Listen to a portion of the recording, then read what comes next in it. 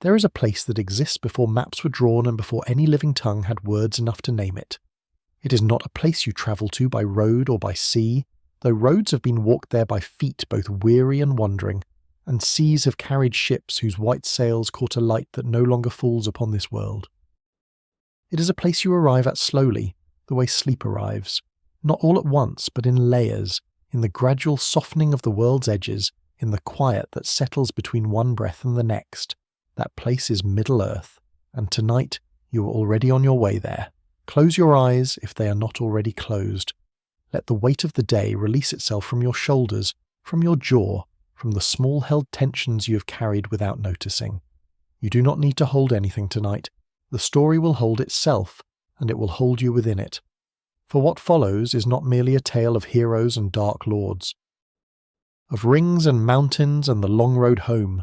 It is something older and quieter and far more vast than any single story could contain. It is a history, a cosmology, a mythology so layered and so lovingly constructed that even its silences carry meaning. What you're about to hear was not invented so much as it was discovered, written down across decades by a man who believed, with deep and gentle conviction, that he was not creating a world but recovering one, a world that had always been there, waiting in the oldest roots of language, in the sound of wind through leaves that have no name in any modern tongue. That man gave his life to the listening, and we are the quiet inheritors of everything he heard. Tonight, we begin at the very beginning, not with hobbits, not with rings, but with music, with a single note sung into an emptiness so complete that the note itself became the first form of light. We will move slowly through ages beyond counting, through the shaping of mountains and the filling of seas, through the long grief of the elves and the brief brightness of men, through betrayal and devotion, and the kind of love that outlasts the world that held it. We will arrive eventually at a green hill in the Shire, at a door round and painted yellow, at a morning that felt ordinary and was not. But we are not there yet. We have all the time in the world. We have in fact more than that. We have eternity to begin with, and we will spend it together, here, in the dark, in the quiet, drifting forward through the oldest story ever told. Let the music begin. Before there was light, before there was darkness, before the concept of before had anything to rest against, there was Ilúvatar. The name itself carries a weight that resists casual pronunciation. It means, in the oldest language of this world, something close to Father of all. Though that translation flattens what the original holds, which is not merely parenthood but a kind of originating presence, a consciousness so complete and so self-sufficient that it required nothing outside itself to exist, and yet, and this is the great mystery at the heart of all Tolkien's mythology, it chose to create anyway, not out of loneliness exactly, not out of ambition, but out of something that can only be called love, or perhaps more precisely, the desire to share the experience of existing with minds capable of experiencing it. Ilúvatar's first act of creation was not the world, it was thought. Specifically, it was the bringing forth of the Ainur, a word that translates most closely as the Holy Ones, though they are not holy in any rigid theological sense, but rather in the older sense of the word, meaning set apart, consecrated, luminous with a purpose they did not themselves choose, but recognized as their own the moment they became aware of it. The Ainur were many, and they were varied. Each was a reflection of some aspect of Ilúvatar's own thought, the way facets of a single gem catch and return the same light in different colours. Some were drawn to the vast and the cosmic, to the movement of stars, to the architecture of space. Others inclined toward the small and the intimate, toward the curl of a fern frond, toward the grammar of rivers, toward the way light behaves when it passes through still water. None of them, at the moment of their creation, had ever seen the world. None of them had any category of experience beyond the presence of Ilúvatar and the company of one another, there in the timeless space that preceded time, and then Ilúvatar spoke to them. He shared with them themes of music, not music as we understand it now, bounded by measure and key, but music in its most elemental form, which is to say the fundamental relationship between sound and meaning, between vibration and being. He invited them to take those themes and weave them into something together, to add their own thoughts and ornamentations to make of his given material something richer and more complex than he alone had given them. And the Ainur sang. They sang with a fullness and a joy that the telling of it struggles to contain, their voices moving in harmonies of such intricacy and beauty that the music they made together was not merely beautiful but generative. It was, in the deepest sense, the first act of world-building, the first collaboration, the first moment in which many minds reached toward a shared creation. This event, the great music, the Ainulindale, which means the music of the Ainur in the High Elven tongue, is the foundation on which everything else in Tolkien's legendarium rests. Every mountain range, every river delta, every dynasty of kings, every grief and every moment of grace that occurs across the thousands of years of Middle-earth's recorded history can be traced back to this original song. It is an astonishing and quietly radical idea, that the world was not made by a deity who willed it into existence with a word of command, but by a community of beings who sang it into possibility together, and that the texture of the world retains, in some deep structural way, the texture of the music from which it came. The hills rise and fall like long melodic phrases, the rivers run in rhythms, the seasons turn in something very much like counterpoint. But the music did not remain harmonious. Among the Ainur there was one whose gifts exceeded all the others, whose understanding of Ilúvatar's themes was deepest and most comprehensive, whose voice could encompass registers that no other Ainur could reach. His name was Melkor, and in the beginning he was magnificent. His power was not the power of cruelty or destruction, not yet, but the power of a mind so capacious and so ardent that it could not be satisfied with what it had been given. He went alone into the void outside the music, searching for the secret fire of creation, the flame imperishable that gives existence its substance, hoping to use it to make things of his own devising, rather than simply adding to the great communal song. He did not find it, it dwelt with Ilúvatar alone, beyond the reach of any created being, and in that frustration, something began to curdle in him. The ambition that had been beautiful became possessive. The intelligence that had been radiant began to turn its brilliance toward purposes that served only itself. When Melkor returned to the great song, and began to weave into it themes of his own, discordant themes, themes of pride and dominion and the will to unmake what others had made, the music fractured. Other Ainur, those who were lesser in power but not in loyalty to the original intent, became confused or frightened or, in some cases, drawn in by the new melodies, which had a dark appeal, a kind of fierce and thrilling beauty that the harmonious themes lacked. The song broke into factions. Turmoil spread through the music like weather through an open sky. 3 times Ilúvatar introduced new themes to bring resolution to the conflict, and 3 times Melkor's dissonance rose to meet them and complicate them. And yet, and this is the great consolation at the heart of the mythology, the idea that functions almost as a lullaby for the entire legendarium, the discord was never truly separate from the design. Ilúvatar showed the Ainur at the end of the music that even Melkor's rebellion had been woven into the final tapestry, that what appeared to be destruction was, in the longest view, only contrast. That shadow, however dark, serves the light by giving it definition. This is not a comfortable idea, and Tolkien does not present it as an excuse for suffering. But it is a sustaining one, the suggestion that even the worst of what happens in this world is not outside the story, but part of it, and that the story is, in the end, more beautiful for having contained it. When the music ended, Ilúvatar opened his hands, and there was the world, not yet filled with light or life, but there in its shape, its possibility, its long patient readiness to be inhabited. The Ainur saw it, and were astonished. They had made it without knowing they were making it, the way a dreamer makes the landscape of a dream, the way a sleeping mind assembles from nothing. Entire cities complete with the smell of bread and the sound of bells in towers that never existed. This was the name meaning simply, it is, the utterance by which Ilúvatar called the world from vision into fact, and many of the Ainur, moved by what they had seen, asked to enter into it, to go down into time and matter, to take on the limitations of the physical world, to care for the creation they had helped to sing into being. Those who entered the world were called the Vala, the Powers. They numbered 15 among the great, each carrying into Arda the particular aspect of Ilúvatar's thought that had always been most fully their own. Manwë, whose nature inclined towards sky and wind, and the sovereignty of high places became their king. Varda, his consort, took dominion over light and stars, and it is her name that the elves would call upon in their deepest need across all the ages that followed, long after the stars she kindled had become the fixed and familiar constellations of a world they no longer entirely recognised. Ulmo concerned himself with water, with every ocean and river and hidden spring, moving through the veins of the earth like a thought too large for any single mind to contain. Ole, whose nature was craftsmanship and the love of substance for its own sake, shaped the bones of the world, the mountains, the deep places, the substrata of rock and metal that give the earth its solidity.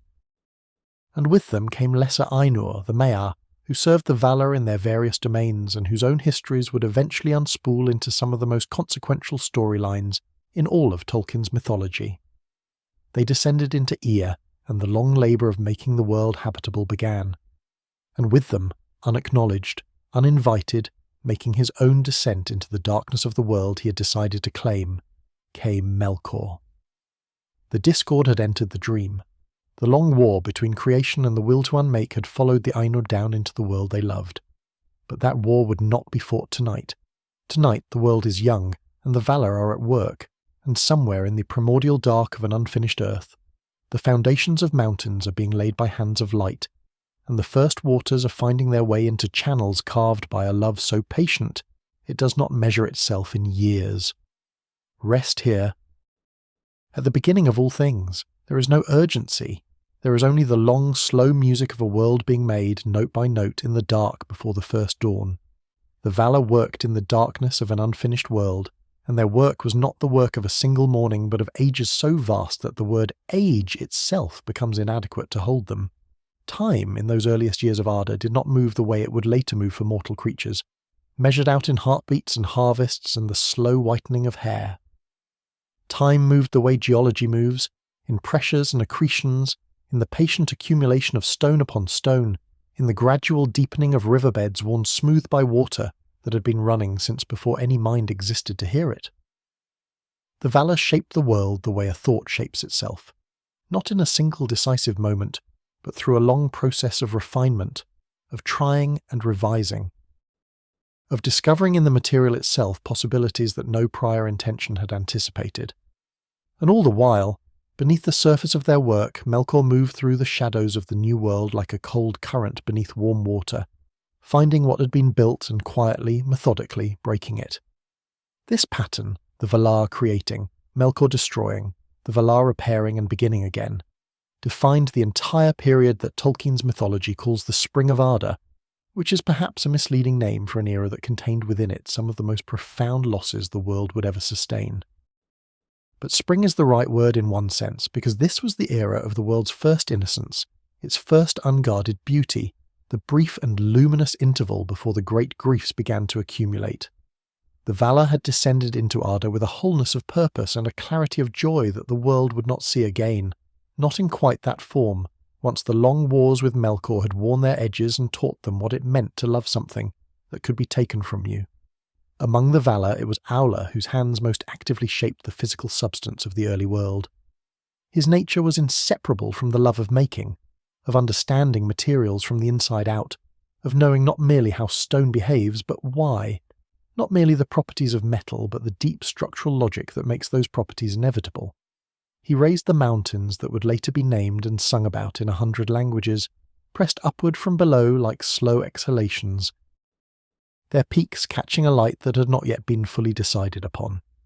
He carved the channels through which Ulmo's waters would eventually run, working in a collaboration so intuitive between the two of them that the rivers seemed not to have been designed at all but to have found their own paths, which in a sense they had. Ulmo moved within every watercourse simultaneously, adjusting, deepening, redirecting with the unhurried authority of a mind that thinks in watersheds. The world that was taking shape in these early ages was not yet the world of the Lord of the Rings, not yet the world of any map you might have seen reproduced in the end papers of a well-worn book. It was a prior world, a world before the world, and its geography was wilder and more symmetrical and more purely expressive of the natures of those who made it. And then Melkor destroyed it. Not all at once. and not in any single catastrophic event that could be pointed to and mourned in isolation, but gradually, persistently, with a patience that was itself a kind of dark tribute to the patience of those he opposed. He unmade the mountains all erased, not because he could not appreciate their beauty, but because they were not his, because the act of unmaking them was the only form of power available to a mind that had lost, in its long wandering through the outer void, the capacity to make anything that was genuinely new. Melkor's tragedy, and Tolkien renders it with a subtlety that rewards slow attention, is that his rebellion against Ilúvatar did not liberate him, it diminished him. The Ainur were made to give their power in service of a shared creation, and when Melkor turned his power entirely toward himself, toward his own sovereignty and his own will, he found that the power did not increase but rather became trapped, became circular, became a fire burning in a sealed room. He could corrupt, he could destroy, he could take the things others had made and twist them into new forms that carried the stamp of his dominion. But the secret fire, the creative flame that gives existence its irreducible particularity, remained forever beyond him. The Valar, growing weary of repairing what Melkor endlessly broke, eventually gathered themselves in a region of the world that would come to be called Almarin, a place of extraordinary and deliberate beauty. An island set in the middle of a great lake in the centre of Middle-earth, where they built their first true home in the physical world. It was here, in Almarin, that the world first had something that could be called light, though it was not yet the light of sun and moon. The Valar raised two great lamps, Iluin in the north and Ormel in the south, pillars of light so immense that their radiance reached to every corner of the world and fell equally upon every surface, dissolving the shadows in which Melkor had been moving and filling the young earth with a warmth so complete and so indiscriminate that life began to stir in it almost spontaneously. Great forests grew in those years, forests of a depth and density and exuberance that no forest in the later world would quite recapture, because they were growing in a light that had never known absence, in soil that had been made with a care and an attention that would not be lavished on it again in quite the same way. Animals moved through those ancient forests, creatures without names yet, creatures of a wildness and variety and physical grandeur that later ages would preserve only in myth, in the stories that elves told around fires when they wanted to remember what the world had been like when it was young.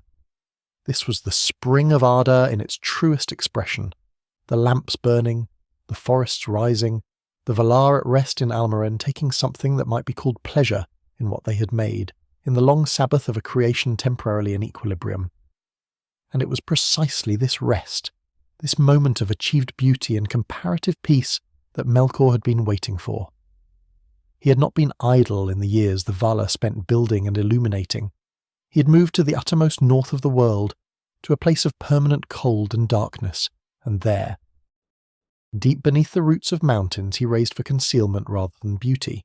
He built Utumno, a fortress of such depth and such deliberate lovelessness that even its architecture was a kind of statement, a declaration that the one who built it had decided, permanently and without reservation, to be the opposite of what the music had intended him to be.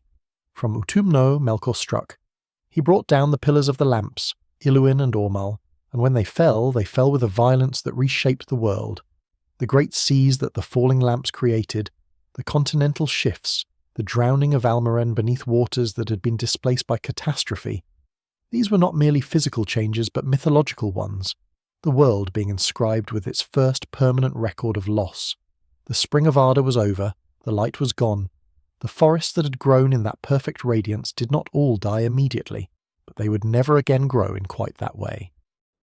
With quite that confidence, in a world that now knew, structurally and in its deepest geological memory, that light could be taken away. Almarin was destroyed. The Valar's first home in the physical world was swallowed by the sea, and with it went something irreplaceable. Not merely a place, but a quality of inhabitation, an ease and an openness in the relationship between the powers and the world they loved that the long grief of subsequent ages would slowly, irrevocably complicate. The Valar retreated to the uttermost west, to the land that would come to be called Aman, or the Undying Lands, and there they began again. They raised the mountains called the Pelori along the eastern edge of Aman, the highest mountains in the world, raised not for beauty but for defence, because the Valar had learned something in the destruction of Almaren that changed, in some fundamental way, their relationship to the world they inhabited. They had learned that what they loved could be destroyed.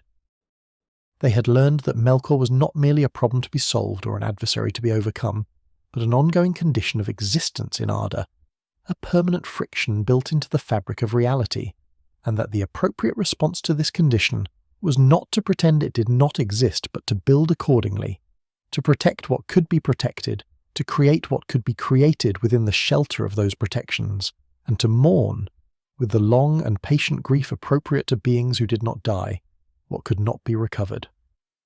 Within the shelter of the Pelori, in the enclosed valley called the Calaseria, the Pass of Light, and in the great plain of Valinor beyond it, the Valar made their eternal home.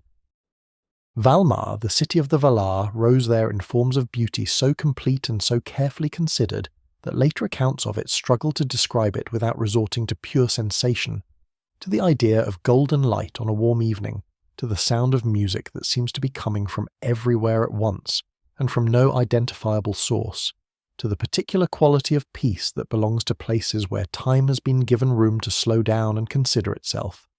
And in a wide green plain called the Ring of Doom, where the Valar gathered in council, there grew, nurtured by Yavanna, the Valar whose nature was inseparable from the love of growing things, two trees of a beauty that would become the central image of an entire mythology, Telperion and Laurelin, the two trees of Valinor. One of silver, one of gold, though those words are insufficient because the silver of Telperion was not the silver of metal, but the silver of moonlight through leaves, and the gold of Laurelin was not the gold of treasure, but the gold of late afternoon falling across open water. Each tree gave light, not reflected light, not light borrowed from some external source, but light generated from within, from the tree's own living substance, shed gradually and rhythmically in a cycle of waxing and waning that became, in the absence of sun and moon, the first clock of the world. Telperion's silver light would strengthen as Laurelin's gold faded, and then Laurelin would brighten as Telperion's light grew soft, and for a period each day the lights mingled in a blended radiance of such extraordinary quality that the elves, when they later encountered it for the first time, had no words for what they saw and had to build new words from the ground up to hold the experience. The hours of mingled light, called the mingling of the lights, with a directness that somehow does not diminish the beauty of the thing being named, were counted among the most beloved of all the experiences available to those fortunate enough to live within their reach. Middle-earth, meanwhile, lay in darkness. The great forests that had grown in the light of the lamp still stood, but they grew now in a darkness broken only by starlight, and Melkor moved through that darkness unchallenged, spreading his influence into every shadow, raising new fortresses, corrupting and distorting the creatures that lived in those primordial forests into forms that were shadows of their original nature, bent toward fear and hunger and the will to dominate rather than the simple, purposeful wildness with which they had been first imagined. The world east of the Pelori was becoming, slowly and methodically, a world shaped by Melkor's touch as much as by the original intentions of the Valar, and the Valar, in their protected paradise in the west, grieved for it, for the world they had intended and the world that was slowly taking shape in their absence. It was in this darkness, in the long night before the coming of the sun and moon, that the elves first opened their eyes. Not in Valinor, where the light of the two trees fell warm and continuous, but in Middle-earth, in the darkened land far to the east, beside a lake called Cuiviénen, the water of awakening. They woke in starlight, and starlight was therefore the first thing they knew, and the memory of that first knowledge never entirely left them, not across all the thousands of years of their long history. The stars above Cuiviénen became, for the elves, not merely astronomical objects, but something closer to what a parent's face is to a child who has just become conscious enough to recognize it.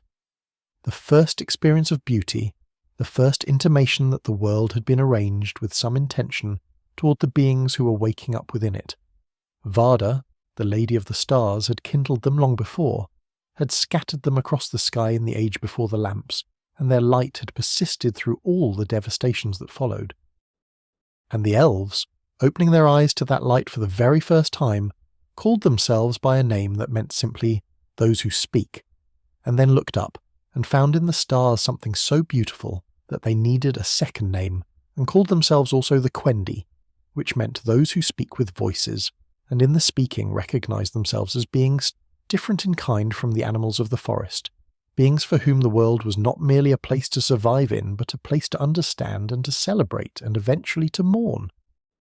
Let them rest there for a moment, at the water's edge, in the starlight, at the very beginning of their awareness, the long journey that awaits them, the summons from the west, the great march across the world, the light of Valinor, the darkness of exile, the grief of Numenor, the fading of the ages. All of that is still ahead, still unhurried, still patient in its waiting. For now there is only the lake and the stars, and the first voices of the elves rising into a silence that had never before been broken by anything that could speak.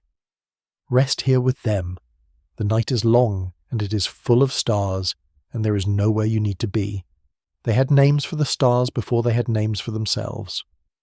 This is perhaps the most quietly astonishing fact about the elves in those first days beside the water of Cuiviénen, that their initial impulse, upon becoming conscious, was not toward survival or shelter, or the cataloguing of dangers, but toward beauty, toward the naming of light.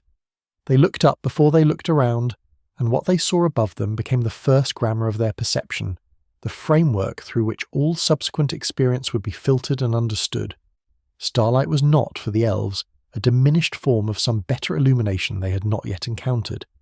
It was simply light, the first and therefore the truest light, the light against which all other lights would be measured and found either familiar or excessive. Cuiviénen itself was a place of extraordinary stillness. The lake lay in a sheltered basin somewhere in the far east of Middle-earth, ringed by mountains that caught the starlight on their pale faces and returned it to the water below, so that the elves who woke there found themselves surrounded on all sides by a soft, doubling luminescence, above them the stars, below them the stars reflected, and themselves somewhere in the middle of that reflection. New and wondering and entirely without history. They had no past, they had no inherited grief, no accumulated wisdom, no language yet beyond the first tentative sounds they were already beginning to shape into words. They were, in the most literal sense possible, the beginning of something. And the world around them, the dark forests, the mountains, the great silence of a Middle-earth that Melkor had not yet fully reached in this eastern corner, received their waking with a patience that felt, to those first elves, very much like welcome. The Valar became aware of the elves' awakening not immediately but gradually, the way awareness of something important sometimes arrives, not as a sudden revelation but as a slow accumulation of signs, of feelings, of a change in the quality of attention the world seems to be paying to itself. It was Orome, the great hunter among the Valar, whose nature drew him eastward into Middle-earth long after most of the other Valar had withdrawn to the safety and the light of Valinor, who first found them. He rode through the ancient forests on his great horse Nahar, whose hooves were said to strike light from the ground as he ran, and the sound of his hunting horn, the Valaroma, whose note carried a quality of wildness so pure it was almost painful, rang through the trees of Middle-earth and reached across an immeasurable distance the ears of the newly awakened elves at Cuiviénen. They were afraid of it. This is important and often underemphasized in the telling.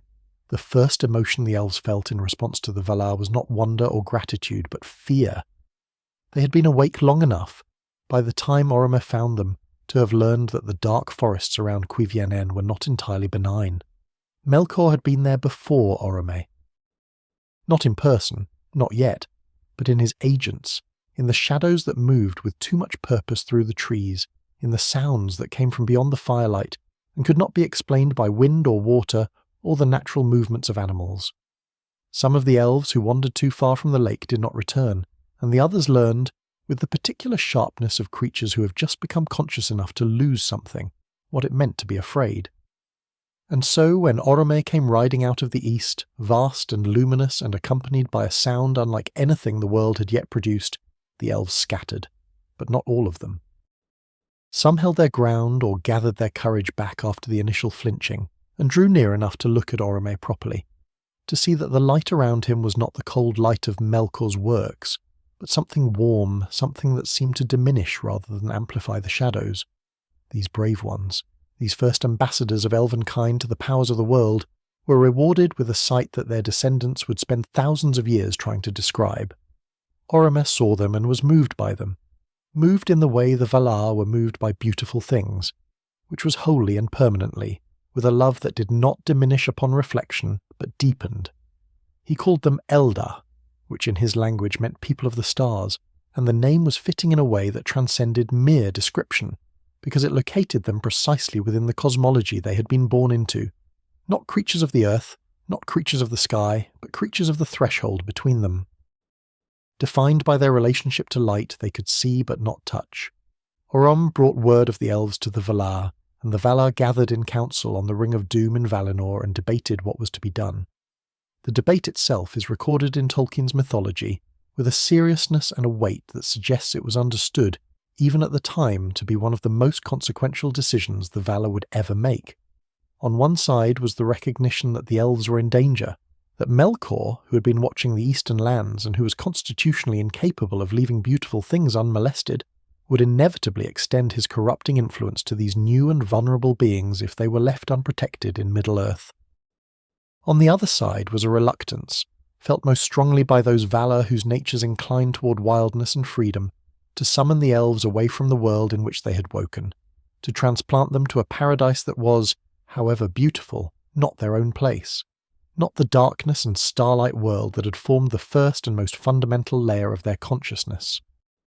The decision reached was the summons, an invitation, or something that presented itself as an invitation, for the elves to leave Middle-earth and travel to Valinor, where they would live in the light of the two trees and under the protection of the Valar, beyond the reach of Melkor's long shadow. 3 ambassadors were chosen from among the elves, one from each of the 3 groups into which they had already, in the short time of their awakening, naturally differentiated themselves, and brought to Valinor to see it for themselves, so that they could return to their people with a first-hand account rather than merely a second-hand promise. These 3 were Ingwe, Finwë, and Elwë, and the light of Valinor, when they saw it, did to them what it would do to every elf who ever stood in its presence. It became the standard against which all subsequent experience was measured.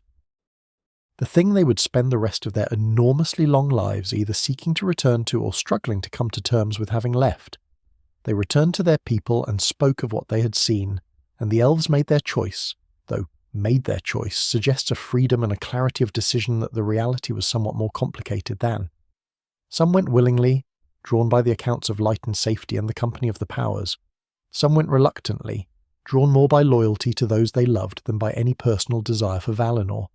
Some refused entirely, and these refusers, the Avari, the unwilling, remained in Middle-earth and passed out of the central narratives of the mythology into a quieter, more diffuse history that the primary texts touch only occasionally, like a familiar path glimpsed through trees from a moving road. The Avari are the elves who stayed in the world they were born into. And there is something in their choice that deserves a moment's quiet acknowledgement, a steadfastness, a refusal of the promised paradise in favour of the imperfect and dangerous world they knew. That is its own form of courage. Those who answered the summons gathered at Cuiviénen and began what the mythology calls the Great Journey, the long march from the eastern shores of Middle-earth to the Western Sea, across a continent that was by any measure vast and varied and frequently hostile. They travelled in 3 great groups, which would eventually become the 3 primary kindreds of the Eldar. The Vanya, led by Ingwe, were the smallest group and in some ways the most single-mindedly devoted to Valinor. They would arrive there first and love it most completely and remain there most permanently, until they passed so entirely out of the affairs of Middle-earth that the later histories barely mention them at all. The Noldor, led by Finwë, were the craftsmen and the intellectuals, the elves whose love of making and knowing and understanding would drive the greatest achievements and the most catastrophic mistakes of the entire First Age. And the Teleri, led by Elwë and his brother Olwë, were the most numerous and the most varied, the group from which the largest number of divergences and separations would eventually occur, as different factions paused or turned aside, or were enchanted by something along the way, and chose to remain where they were rather than continue westward. The Great Journey took an enormous span of time. The mythology does not give precise figures, and this vagueness is appropriate because the journey was not a military campaign with a schedule, but a migration of an entire people across a continent they had never seen, moving at the pace of their slowest members, stopping when the land was beautiful enough to warrant stopping, resting when they were weary, mourning when they lost someone to the darkness that still moved through the forests of Middle-earth, with Melkor's purposeful shadow behind it. Orome rode with them, or near them, his presence a moving perimeter of light and safety that kept the worst of the darkness at bay without eliminating the journey's fundamental character as an act of faith, a walking towards something seen only by 3 ambassadors and held in trust for the rest by those 3 individuals' words. It was during the Great Journey that the first of the great separations occurred, and it happened because of an enchantment so powerful and so quietly devastating in its long-term consequences that it deserves to be dwelt upon rather than passed over quickly. Elwë, one of the 3 ambassadors, one of the elves who had seen the light of Valinor with his own eyes, and was therefore leading his people toward it with the authority of personal testimony, walked one evening into the forest of Nan Elmeth, in the land that would later be called Beleriand, and there, in the dim silver light between the trees, he saw Melian. She was a Maya, one of the lesser Ainur who had descended into the world, one of the spirits who served the Valar in their various domains, whose nature in Melian's case was bound up with music and enchantment, and the deep, patient wisdom of things that have existed for a very long time. She stood in the forest singing, or perhaps the forest was singing through her, and when Elwë saw her, something happened to him that had no precedent in elvish experience, and would therefore take the entire subsequent history of the elves to fully understand. He fell in love, not in the way that one falls into a mild preference or a comfortable attachment, but in the way that a river falls, completely, irreversibly, surrendering its entire future course to the pull of something larger than itself. He took her hand, and time stopped for him. He stood in Nan Elmeth in a waking trance of love and wonder for what the mythology describes as years, perhaps decades, while his people searched for him and called his name through the trees and eventually, heartbroken, moved on without him. The Teleri who had followed Elwë were left without their leader in a strange land, and they divided. Many, led by Olwe, eventually reached the Western Sea and were ferried to Valinor on a great island that Ulmo moved across the water like a slow ship. These became the Falmari, the elves of the seacoasts of Valinor, and their love of the sound of waves would become one of the defining characteristics of their culture, a homesickness for a sound that was itself a kind of homesickness. Others, unwilling to leave the land where Elwë had vanished, remained in Beleriand, and these became the Sindar, the Grey Elves, the Elves of Twilight, who would build one of the most beautiful civilizations in the history of Middle-earth entirely in the starlight and shadow of a land the sun had not yet reached, guided by the quiet power and the centuries-deep wisdom of Melian, who had chosen to remain in the world for love of the elf who had stopped walking for love of her. Elwë eventually woke from his enchantment, or rather, what had seemed like an enchantment from the outside revealed itself, from the inside, as simply the time it takes to understand that your life has changed entirely. He and Melian built a kingdom in Beleriand, in the forests of Doriath, protected by a boundary of Melian's power called the Girdle of Melian, a ward of such subtlety and strength that nothing could pass through it without Melian's knowledge and consent, a circle of safety drawn around everything she and Elwë loved, in a world that had taught them both, through long experience, that love required protection to survive. Elwë took the name Elu Thingol, Greycloak, and became the greatest king the Sindar would ever have, and Melian became his queen, and the kingdom of Doriath endured through the long wars of the First Age as an island of beauty and grief and extraordinary hard-won peace. Meanwhile, the Vanyar and the Noldor and the seagoing Teleri arrived in Valinor and found it everything the 3 ambassadors had promised, and also, in ways that could not have been anticipated, something more complicated than paradise. The light of the 2 trees was real and was as beautiful as reported. The company of the Valar was genuine, and was offered with a generosity that asked nothing in return. But the elves had been born in Middle-earth, in darkness and in starlight, and some part of them, perhaps the deepest part, the part that forms in the very first moments of consciousness and does not change regardless of what experiences come after, remained, always and forever, a creature of that first world. Valinor was not homesickness exactly. It was something more complex, the experience of being entirely happy in a place that is not entirely your own, the quiet ache of loving a gift so fully that you almost forget it was given. Rest in that complexity for a moment. Let it settle the way a thought settles when you stop pressing it toward resolution. The elves in Valinor were happy, and they were learning, and they were making things of extraordinary beauty under the light of the two trees, and somewhere to the east, across the Pelori and across the Great Sea and across the dark expanse of Middle-earth, the stars they had first woken under were still burning. They would always be burning. Varda had made them to last. And perhaps some of the elves in Valinor, lying in the warmth of Laurelin's light on a golden afternoon, closed their eyes and remembered them, the way one remembers the particular quality of light in a place one has loved and left, not with grief, exactly, but with the tender, permanent attention that the mind gives to things it knows it carries. The light of Valinor did something to the elves that no one had entirely anticipated. It deepened them. Not in the way that suffering deepens a creature, not through loss or privation, or the slow education of grief, though all of those things would come later in abundance, but in the way that sustained exposure to beauty deepens, the way a musician who practices in a room with perfect acoustics develops an ear more finely calibrated than one who has only ever played in ordinary spaces. The two trees gave the elves of Valinor something that their kin in Middle-earth, the Sindar and the Avari living under stars and in shadow, could not quite access, a quality of perception, a refinement of consciousness, that expressed itself differently in each of the three kindreds according to their natures, and that would eventually become the source of both their greatest gifts to the world and their most devastating mistakes. The Vanyar, led by Ingvar, who was acknowledged as the High King of all the elves in a sovereignty that was more spiritual than political, inclined in Valinor toward devotion. Their love of the two trees translated naturally into a love of the Valar themselves, and then into something approaching a theology, a contemplative, worshipful orientation toward the powers, and through the powers toward Ilúvatar, that gave the Vanyar a serenity and a depth of peace that the other kindreds admired from a distance without quite being able to emulate. They were not simple. The Vanyar, simplicity is not the same thing as depth, and what the Vanyar had was depth.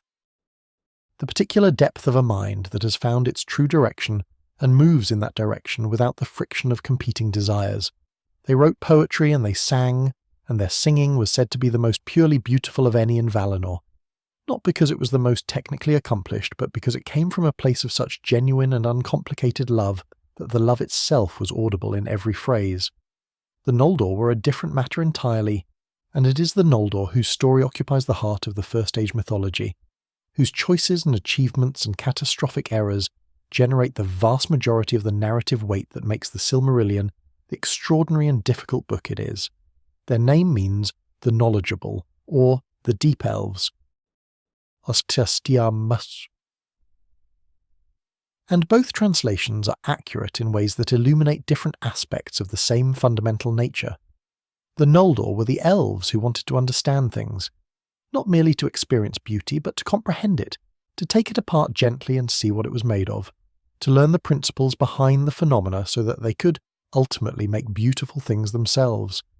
They were the craftsmen, the linguists, the historians, the scientists, the engineers of elvish civilization, and in Valinor they found in Aule the ideal teacher, a Vala whose nature was so perfectly aligned with their own that the relationship between Aule and the Noldor became one of the great creative partnerships of the mythology, responsible for an outpouring of art and craft and intellectual achievement so sustained and so extraordinary that Valinor in the years of the trees was, by any measure, the most sophisticated civilization the world had ever contained. It was among the Noldor that the elvish languages reached their most elaborate development. Language, for the elves, was not merely a communication tool but an art form, a philosophical practice, and in some sense a form of magic. The belief that naming things correctly, with sufficient precision and sufficient love, was a way of honouring their existence and deepening one's own understanding of them simultaneously. The Noldor developed Quenya, the High Elven tongue, into a language of such grammatical complexity and phonetic beauty that later scholars who encountered fragments of it in manuscripts and inscriptions spent lifetimes simply trying to understand its basic structure. Quenya was not a language designed for practicality. It was a language designed for precision and for beauty, for making statements that could not be made in any simpler tongue, for expressing gradations of meaning and feeling that ordinary language collapses into single inadequate words. And it was among the Noldor, in those long golden years in Valinor, that the greatest elf who ever lived first began to reveal the magnitude of what he was.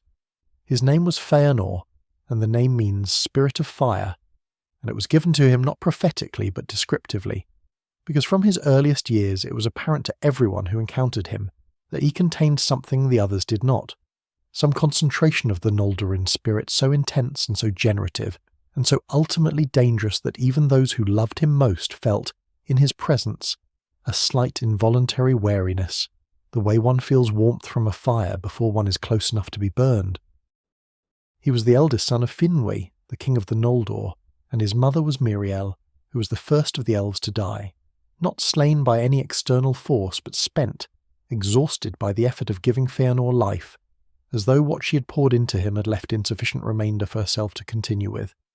She laid down her body in the gardens of Lórien in Valinor, and her spirit departed to the halls of Mandos, and Fëanor grew up carrying, without knowing the precise weight of what he carried, the knowledge that his existence had cost his mother hers. This loss shaped him.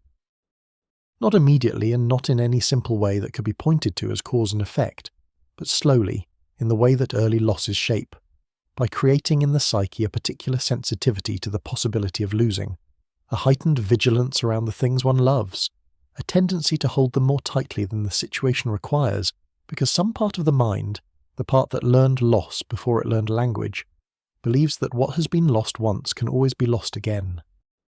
Fëanor loved his father Finwë with a devotion that was beautiful and fierce in equal measure, and when Finwë eventually remarried, taking as his second wife Indis of the Vanya, a golden-haired and gentle woman whose nature was everything Míriel's had not been, Fëanor received the news with a coldness that never entirely thawed. His half-brothers Fingolfin and Finarfin, Indis's sons, were good and talented and loved by their father as genuinely as Fëanor was, and Fëanor knew this intellectually, and it did not help at all. But none of this diminished what Fëanor made. If anything, and this is one of the mythology's most uncomfortable truths, the wounds in him may have been part of what drove the making, the way pressure drives the formation of crystals, the way constraint creates in certain kinds of minds a creative intensity that ease and comfort do not generate. Fëanor was the greatest craftsman in the history of the elves, and possibly in the history of the world. He invented new forms of lettering that could capture sounds no existing script could represent. He developed techniques of gemcraft so sophisticated that Ola himself, the divine craftsman of the Valar, expressed admiration that was not merely polite. He created the Palantiri, the seeing stones that would appear thousands of years later in the stories of the Third Age, gazing across distances, carrying messages between separated minds. His mind moved with a speed and a precision and a creative fertility that left even the other Noldor, themselves among the most gifted craftsmen the world had produced, slightly breathless. And then he made the Silmarils, 3 gems, 3 jewels of a kind that had never existed before and would never exist again, because what Fëanor captured within them was not merely beauty but light, specifically the light of the 2 trees themselves, Telperion's silver and Laurelin's gold, gathered during the hours of mingling when the 2 lights were simultaneously present, and blended into something that was neither and both.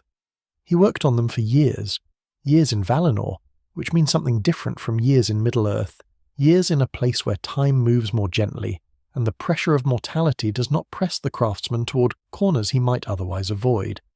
He poured into the making of the Silmarils everything he had, not merely his technical skill, which was incomparable, but his love, his grief, his fierce possessiveness, his longing for things that could not be held.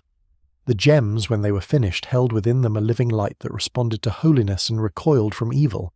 They burned the hands of those whose hearts were darkened, and for those whose hearts were clean, they rested in the palm like captured stars, warm and trembling and almost alive. Varda blessed them. She hallowed the Silmarils so that no mortal hand and no unclean thing could touch them without pain, and in doing so she made them sacred in a formal sense.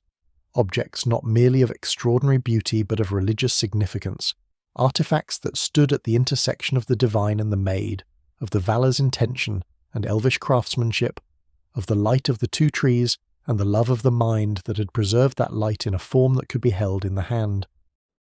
The Silmarils became the most important objects in Middle-earth's history, more consequential than any weapon or any ring or any crown, because it was for them, or rather, because of Fëanor's relationship to them, his refusal to give them up, his vow to recover them, that the entire tragedy of the First Age would be set in motion. but that motion had not yet begun. In the years when Feanor first held the finished Silmarils up to the mingled light of the trees and saw his life's work gleaming back at him, the world was still in equilibrium, still capable of being called, with reasonable accuracy, at peace. Melkor was not at peace. Melkor was never at peace, but in the years when the Noldor were flourishing in Valinor and Feanor was at the height of his creative powers, Melkor was in a period of apparent quiescence that the Valar made the mistake of interpreting as genuine. He had been captured eventually after the long wars of the early ages, brought to Valinor in chains and sentenced by Manwë to a confinement of 3 ages, after which he would be given the opportunity to demonstrate whether he had changed. The sentence was served, the opportunity was given, and Melkor, who was the most gifted liar in the history of creation, because his gifts of mind had never been diminished by his moral corruption, performed rehabilitation with a convincingness that fooled almost everyone. Almost. Feanor was not fooled. Feanor, whose sensitivity to the possibility of loss made him a poor candidate for forgiveness, but an excellent one for perception, looked at Melkor in his seeming contrition, and saw something that the Valar, in their greater wisdom and their longer experience, had somehow missed. He saw that the eyes were wrong, that the humility was a garment, carefully fitted, but a garment nonetheless. What Melkor wanted was the Silmarils. He moved through Valinor in his years of apparent reformation like a traveller examining a shop, admiring everything, touching nothing, taking a precise mental inventory of everything that was most beautiful and most vulnerable. He found the tensions in the Noldoran royal family, the rivalry between Feanor and his half-brothers, the complicated grief and possessiveness that Feanor had never fully resolved, and he worked those tensions with the patience and the precision of a craftsman, which he was in his way, a craftsman of discord, a maker of wedges, a builder of the specific kind of lie that works not by being entirely false, but by taking something true and rotating it slightly, just enough that it catches the light differently and creates a shadow where there was none before. He whispered to Feanor that Fingolfin was plotting to supplant him. He whispered to Fingolfin that Feanor despised him. He spoke of the Silmarils with a reverence so perfectly calibrated to Feanor's own relationship with them that it must have felt, to Feanor, like being truly seen for the first time, a dangerous feeling and a deliberately induced one. The Valar eventually uncovered Melkor's movements and his whisperings, and they summoned both Melkor and the Noldorin princes to account for what had been said and done in those corridors of rumour. Feanor, whose anger at his half-brother had been brought by Melkor's whispers to a pitch that reason could not easily reach, drew his sword against Fingolfin in Tirion, the great city of the Noldor in Valinor, and this act, this single act of a blade drawn in anger in a city where violence was essentially unknown, was sufficient to warrant his exile from Tirion for a time, to the fortress of Formenos in the north of Valinor, where he went with his father and his sons and his Silmarils, carrying all the compressed heat of his fury with him like a banked fire. Melkor, seeing his influence discovered, and his manufactured quarrel still smouldering despite the intervention of the Valar, did not wait for his own reckoning. He fled southward, and there, in the dark coastal waters south of Aman, he found Ungoliant, a creature of darkness so old and so fundamentally strange that even the mythology struggles to account for her origins, describing her only as a spirit that had taken the form of a monstrous spider, that fed on light and produced in its place a darkness so absolute, it was not merely the absence of light but its negation, a darkness that consumed the very memory of illumination. Melkor and Ungoliant made their terrible compact there by the sea, and together they turned northward, climbing the Pelori Mountains in the darkness of Ungoliant's weaving, unseen, unheard, moving toward the plain of Valinor and the 2 trees growing in it with their steady, alternating, beautiful and entirely vulnerable light. The trees did not know they were coming. The Valar did not know they were coming. The elves of Valinor were gathered for a festival, turned toward one another and toward celebration, their attention for once directed inward rather than outward, toward the gifts of the moment rather than the vigilance of the horizon. And in that moment of festival, in that perfect, unguarded afternoon of a world that had not yet learned to be afraid of the specific thing that was approaching it, Melkor and Ungoliant came down from the mountains and crossed the plain and reached the 2 trees and did what they had come to do, the wound Melkor made in Telperion's bark. The darkness, Ungoliant poured into the wound, drinking the light as it fell. The same done to Laurelin, the light failing, not all at once, not dramatically, but in the way that a lamp fails when the oil runs low, gradually, unevenly, with a flickering that at first seems like ordinary variation and only slowly reveals itself as ending. The mingled light of the two trees, which had been the clock and the constant of Valinor for ages beyond counting, faded. And then it was dark. Let that darkness be gentle. Let it be the darkness of closed eyes and a mind releasing its hold on the day. The light of the trees is gone now, and what comes next, the grief, the oath, the long wars of the First Age, belongs to another telling, another slow unfolding. For now, rest in the quiet that follows the light's fading. It is not an empty quiet. It is the quiet of a world pausing, gathering itself, preparing for what must come next. And you are already drifting, already carried on the current of a story older than any story you have ever been told before. Let it carry you. There is nothing you need to hold on to. The darkness is soft, and it is full of the memory of stars. The darkness that fell upon Valinor was unlike any darkness the elves had known before, and this distinction matters more than it might initially seem.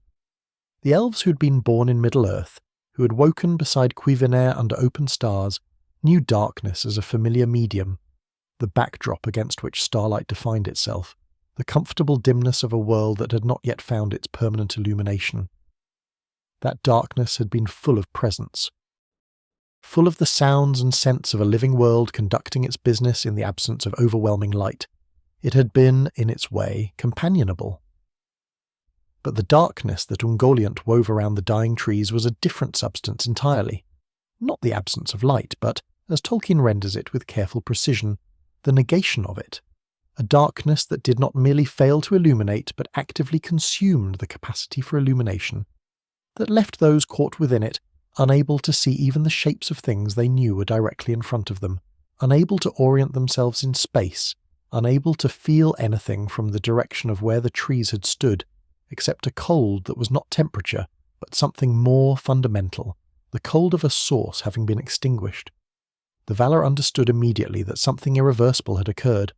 Not all losses announce their permanence. Some present themselves with the ambiguity of damage that might be repaired, and the mind, in its mercy, allows itself the temporary comfort of believing repair is possible. But the Valar were ancient enough and wise enough, and sufficiently attuned to the deep structure of Arda, that when they reached the trees and felt what Ungoliant's darkness had left behind, they knew. The light that had lived within Telperion and Laurelin was not merely diminished or displaced. It had been drunk, consumed, taken into a darkness so total that no process of healing or restoration could reconstitute it from what remained. What remained, in the ravaged bark of each tree, was the memory of light, the structural impression of something luminous that had once inhabited this living wood. But the light itself was gone as completely as a word spoken once and never written down. Yavanna came to the trees. She was the Vala most deeply connected to growing things, to the patient intelligence of plants and forests, to the relationship between light and life that the two trees had embodied in their most perfect form. She examined what Melkor and Ungoliant had left with the thoroughness and the heartbreak of a healer who has arrived too late, who must perform the full assessment anyway out of professional duty and out of love, even when the conclusion is foregone. She told the Valar what they already in their hearts knew, that the trees were beyond her power to restore.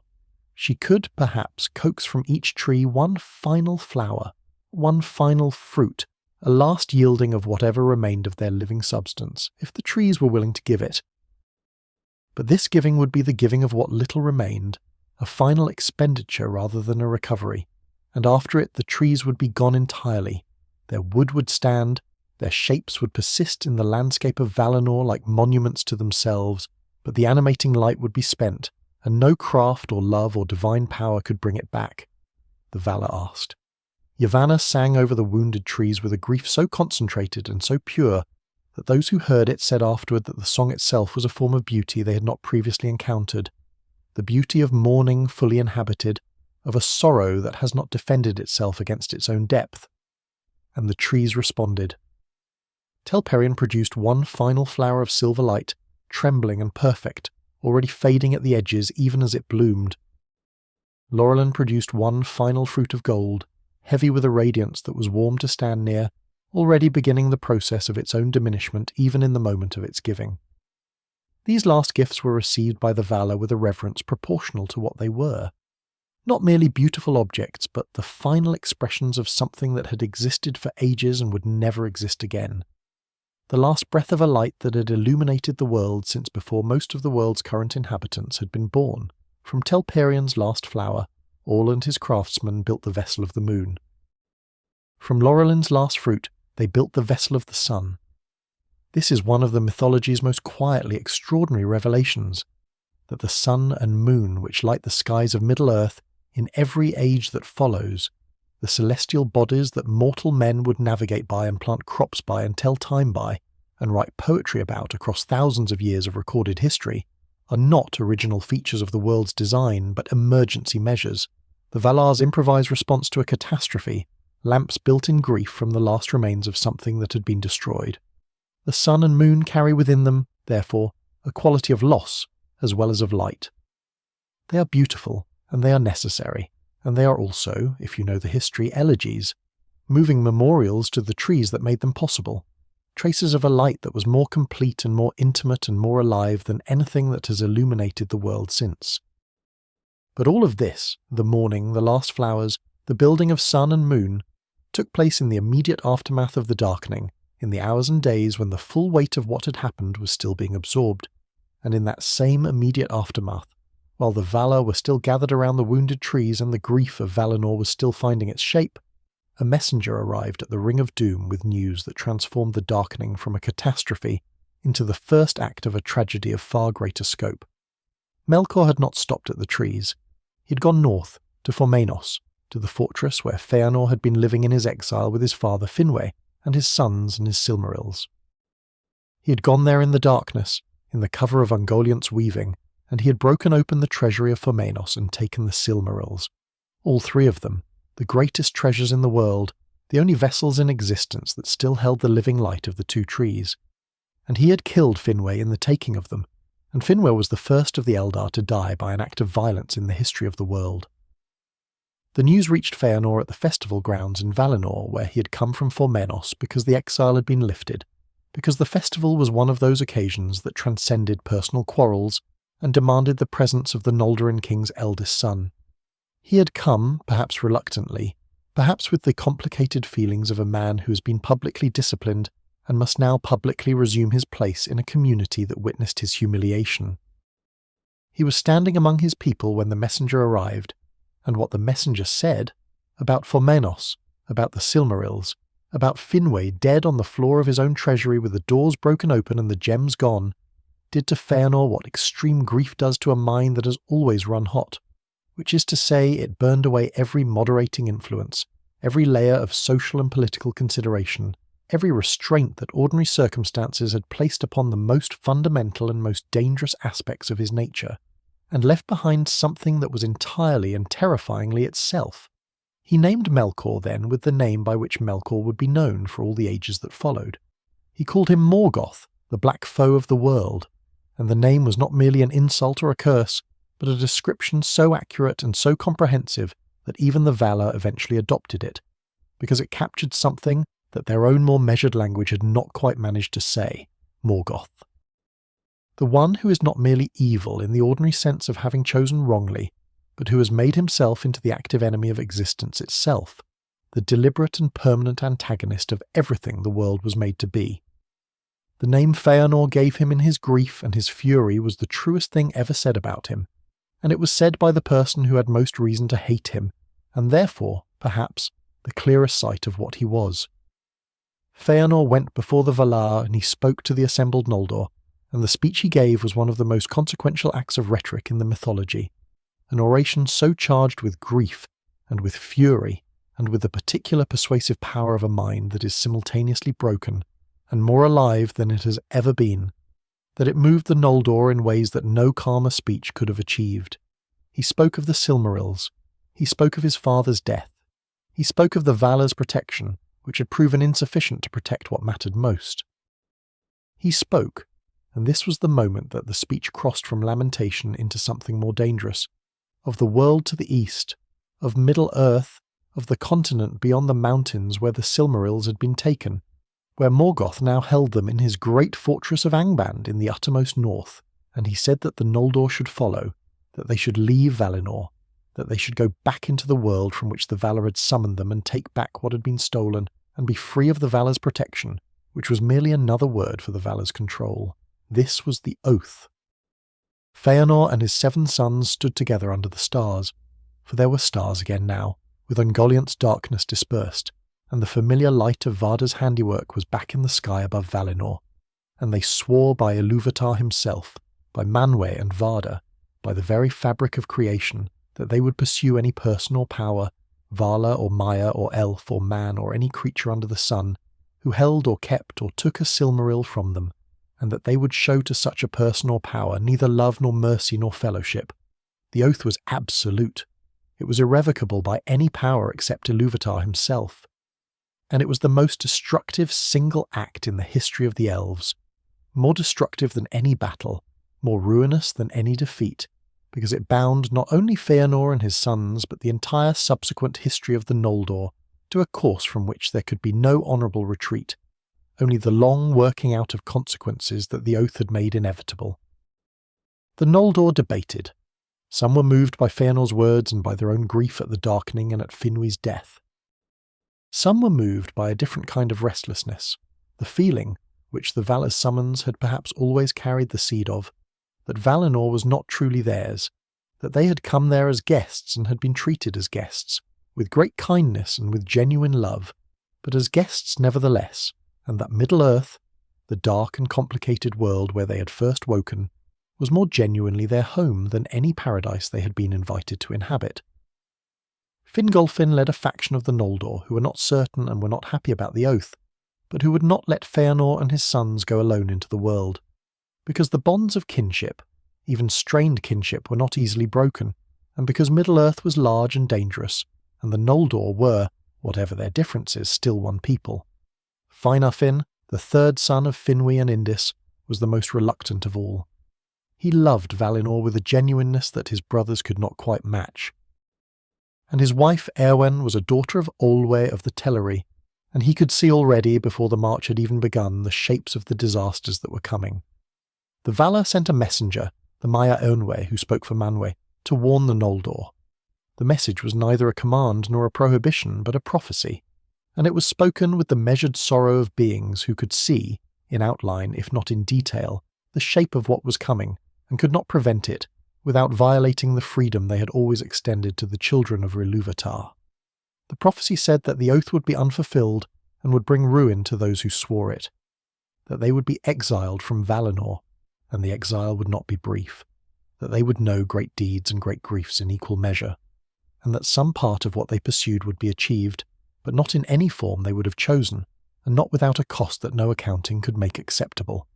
This utterance, the doom of Mandos, as it came to be known, was heard by the assembled Noldor and was not sufficient to stop them. Some things once set in motion by grief and by oath, and by the concentrated will of a people who have made up their mind, cannot be stopped by the speaking of consequences. The Noldor had already chosen. The march had already begun in their hearts. They went north, through Valinor, toward the narrow strait of ice that connected the northern edges of Aman to the northern reaches of Middle-earth, a place called the Helcaraxi, the grinding ice, where the pack ice shifted and groaned and the cold was of a quality that made movement dangerous and rest fatal. They needed ships to cross the sea, and they did not have them. The ships belonged to the Teleri, the sea-loving elves of the coastal city of Alqualondë, whose harbour held the only fleet in Valinor. Feanor went to Olwë, lord of the Teleri, and asked for the ships, and Olwë refused, gently at first. And then with increasing firmness, as it became clear that Feanor was not asking in the way that admits the legitimacy of refusal. The ships were the work of the Teleri's hands and the treasure of their culture, and they were not to be given over to a march that Olwë, with the clear-eyed judgment of someone who had not been swept up in Feanor's rhetoric, could see was heading toward catastrophe. Feanor took them anyway. What followed at the haven of Alqualondë, the violence, the Telerin elves defending their ships, the Noldor fighting to take them, the blood on the white docks and in the water of the harbour, was the first kinslaying, the first time elves had raised weapons against other elves, and the shock of it ran through the mythology like a crack through stone, permanent and structural. A damage that could not be undone by any subsequent act of contrition or any amount of time. Some of the Noldor following behind Feanor's vanguard did not understand what was happening until they arrived at the harbour, and found themselves in the middle of a battle they had not chosen, and some of them fought and some of them did not, and the distinctions would matter later in ways that none of them could have predicted in the chaos of that night. Finarfin turned back. When the full weight of what had been done at Alqualond became clear to him, the ships taken, the Tellerin dead, the doom of Mandos spoken and now already beginning its fulfilment, he turned back toward Valinor with a portion of his people, and he was forgiven by the Valar and eventually became the king of such Noldor as remained in Valinor, ruling in Tirion with a steadiness and a grief that never entirely left him. His children, however, Finrod, Galadriel, Angrod, Egnor, went on. They followed their uncles east, into exile, carrying with them the beauty and the gifts of the Noldor and the shadow of the doom, and they would become some of the most significant figures of the First Age, their stories threaded through the catastrophes and the occasional luminous moments of grace that the long wars produced. The ships crossed the sea in the first part of the journey, carrying Feanor's host and his sons, and then, on the far shore of Middle-earth, at a place called Loscar at the mouth of the Firth of Drengist, Feanor made the decision that completed the fracture of the Noldor into the wound that would never fully close. He burned the ships. He looked back across the water at Fingolfin's host, still waiting on the far shore of Aman for the ships to return and carry them across as had been discussed, and he made his calculation, which was not perhaps entirely without its own terrible logic, the logic of a man who believes that half measures produce half commitments, and that the only way to ensure that his people press forward is to remove the possibility of retreat. And he gave the order, and the white ships of the Teleri went up in flames on the beach at Loscar, and the light of their burning was the first fire to illuminate the sky of Middle-earth since the darkening of the trees. Fingolfin's people saw the distant glow from the far shore. They understood what it meant, and the understanding did not come gently. There was no crossing now except the Helcaraxe, the grinding ice in the uttermost north, where the cold was murderous and the passage was possible but barely, and only at enormous cost. Fingolfin led his people north and then east across that killing cold, and they crossed it, and people died in the crossing, and the ones who survived arrived in Middle-earth with a grief and an anger toward Feanor that was perfectly proportional to what he had done, which was to say it was very great indeed. Rest now, in the quiet that follows fire. The Noldor are in Middle-earth, in the darkness before the first sunrise, in the world they left long ago and have returned to changed beyond recognition. The long wars of the First Age are about to begin, but for this moment, let the fire on the beach at Loscar burn down to embers. Let the cold of the Helcaraxia settle into something that is merely the cold of a winter night, manageable and familiar. You have travelled a long way tonight through the oldest of stories. Let your breath slow. Let the darkness behind your eyes be the gentle darkness of sleep rather than the darkness of Ungoliant's weaving. The story will be here when morning comes, patient as stone, patient as starlight, patient as the world itself waiting for you to return. The Noldor arrived in Middle-earth in darkness, and the darkness was not the darkness they remembered. Those among them who had been born in Valinor had no memory of Cuiviénen, no personal experience of a world unlit by the two trees, no prior relationship with the specific quality of illumination that starlight provides when it is the only illumination available. They stepped off the ships at Loscar, or crossed the last grinding miles of the Helcaraxia, and descended onto solid ground with feet that had forgotten what solid ground felt like, and they looked up, and the stars were there, and the stars were beautiful, and they were not enough, not because the stars had diminished. Varda's handiwork was unchanged, as precise and as luminous as it had always been. But the elves who looked up at those stars were changed.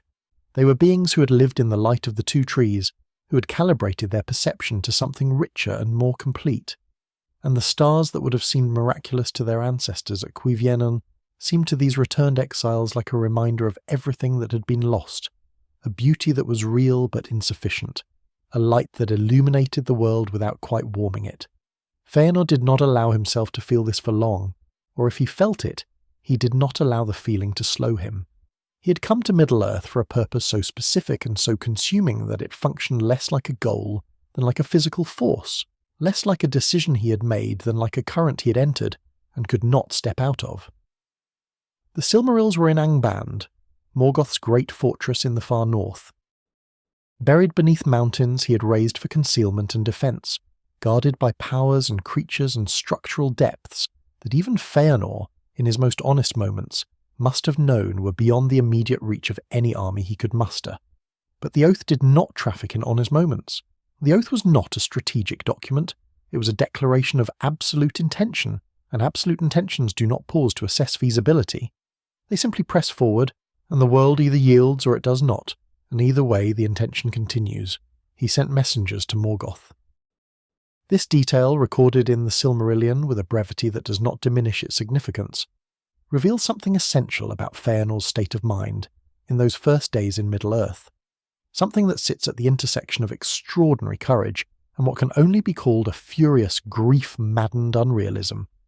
He sent messengers to Angband demanding the return of the Silmarils. Morgoth, who had killed Finwë, who had broken open the treasury of Formenos, who had drunk the light of the two trees through Ungoliant's darkness, received these messengers with a response that the mythology describes with careful understatement. He did not refuse immediately, but spoke of parley, of negotiation, of a meeting at which terms might be discussed.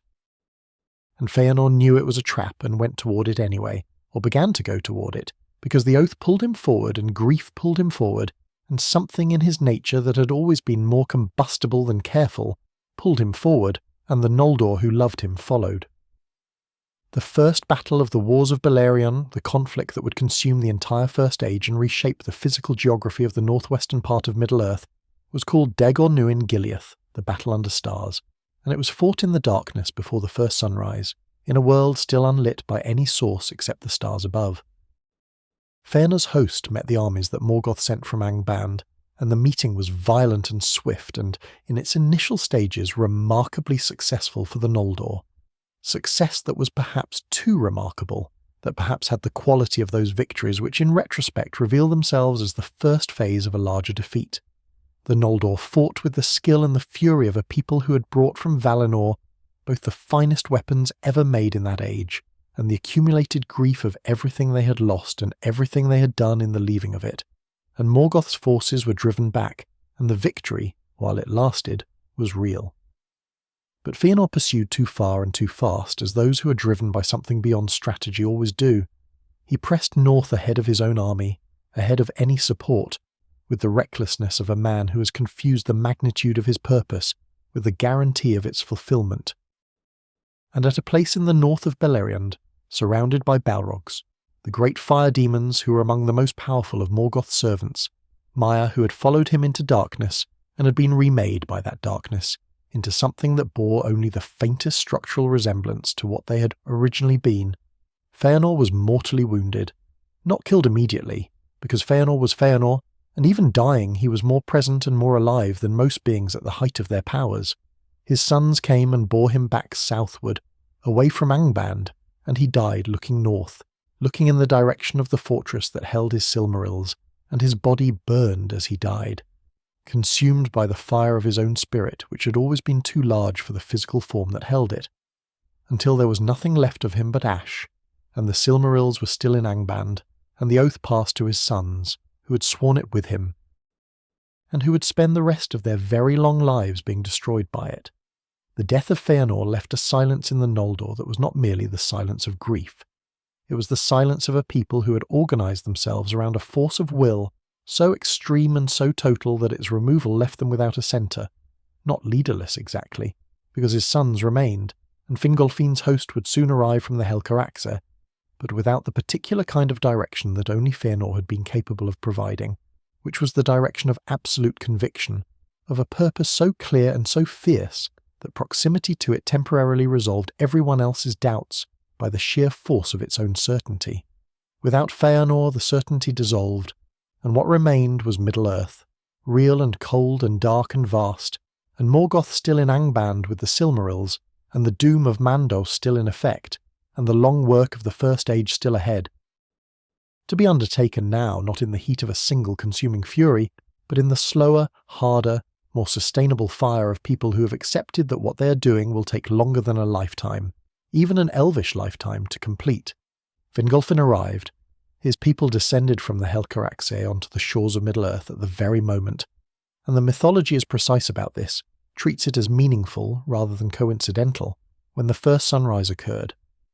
The moon had been sent out first a few days before, Telperion's last flower given its vessel and launched into the sky, and its silver light had moved across a world that had not seen any new light source since the darkening of the trees and the elves of Middle-earth, the Sindar, the grey elves of Beleriand, who had been living under stars for all the ages of their existence, had seen it and had not known what to make of it, had called it by various names that expressed their wonder and their slight unease at this new and unfamiliar presence in their sky. And then the sun rose. Laurelin's last fruit, hammered into a vessel by Orla's craft and set upon its course by Varda's design, lifted above the eastern horizon and flooded the world with a light that was not the intimate living radiance of the trees, but was still, something the world had not felt since the lamps of the spring, something warm and comprehensive and indiscriminate, falling on every surface simultaneously, leaving no corner of Middle-earth untouched. Morgoth's servants recoiled. The creatures he had bred in the long darkness of Angband, creatures shaped in the absence of light, calibrated to darkness, armoured against cold but not against radiance, retreated from the first sunrise with a panic that was not merely instinctual, but structural, written into them by the nature of their making. Morgoth himself withdrew to the deepest levels of Angband, and he did not walk openly upon the face of Middle-earth again for a very long time, and when he eventually did, he moved under clouds of his own deliberate making, and even then he moved with a caution he had not needed in the dark. The sun was not in itself a weapon. The Valar had not designed it as one, but it functioned as one in these first days, by the simple logic that what has been bred in darkness is not equipped for light, and the light of Laurelin's fruit, however diminished from its source, was still more light than Angband's creatures had ever encountered, and more than they knew how to endure. Fingolfin led his people south and west into Beleriand, and at the city of Tirion, not the Tirion of Valinor, but a new settlement given the same name in a gesture of continuity that was also, perhaps, a gesture of defiance, an insistence that the Noldor carried their civilization with them, rather than having left it behind. He met with the sons of Feanor and the assembled Noldor, and there was no resolution of the burning of the ships, not then, not in any formal sense. There was simply the acknowledgement that they were all here now, in Middle-earth, under the doom of Mandos, with Morgoth in the north, and a continent to be inhabited, and a war to be fought, and that the work of survival, and of whatever resistance was possible, would require them to function as a people rather than as factions. The grief between Fingolfin's people and Feanor's sons was real, and remained real, a permanent subterranean tension in the politics of the Noldor in Beleriand, surfacing at intervals across the centuries of the First Age in ways both large and small. But it was managed, because it had to be. The land they had come to, Beleriand, the great coastal region of northwestern Middle-earth, was not empty. It was inhabited already by the Sindar, the grey elves who had remained behind when Elwë lost himself to enchantment in the forest of Nan Elmoth, who had spent all the ages since building their own civilization under his kingship and under Melion's guidance, in the cool, patient light of stars and later of moon, in forests that were old beyond easy reckoning, and rivers that had been running since before the first elf opened their eyes. The Sindar were not as technically accomplished as the Noldor. They had not had the benefit of Valinor's light, of all his teaching, of the millennia of craft and intellectual development that the Elder in the Blessed Realm had enjoyed, but they were deeply rooted, deeply knowing in the ways of the specific world they inhabited, possessed of a relationship with Beleriand's forests and rivers and seasonal rhythms that the Noldor, arriving with their Valinorian sophistication and their burning urgency, could not immediately match or fully understand.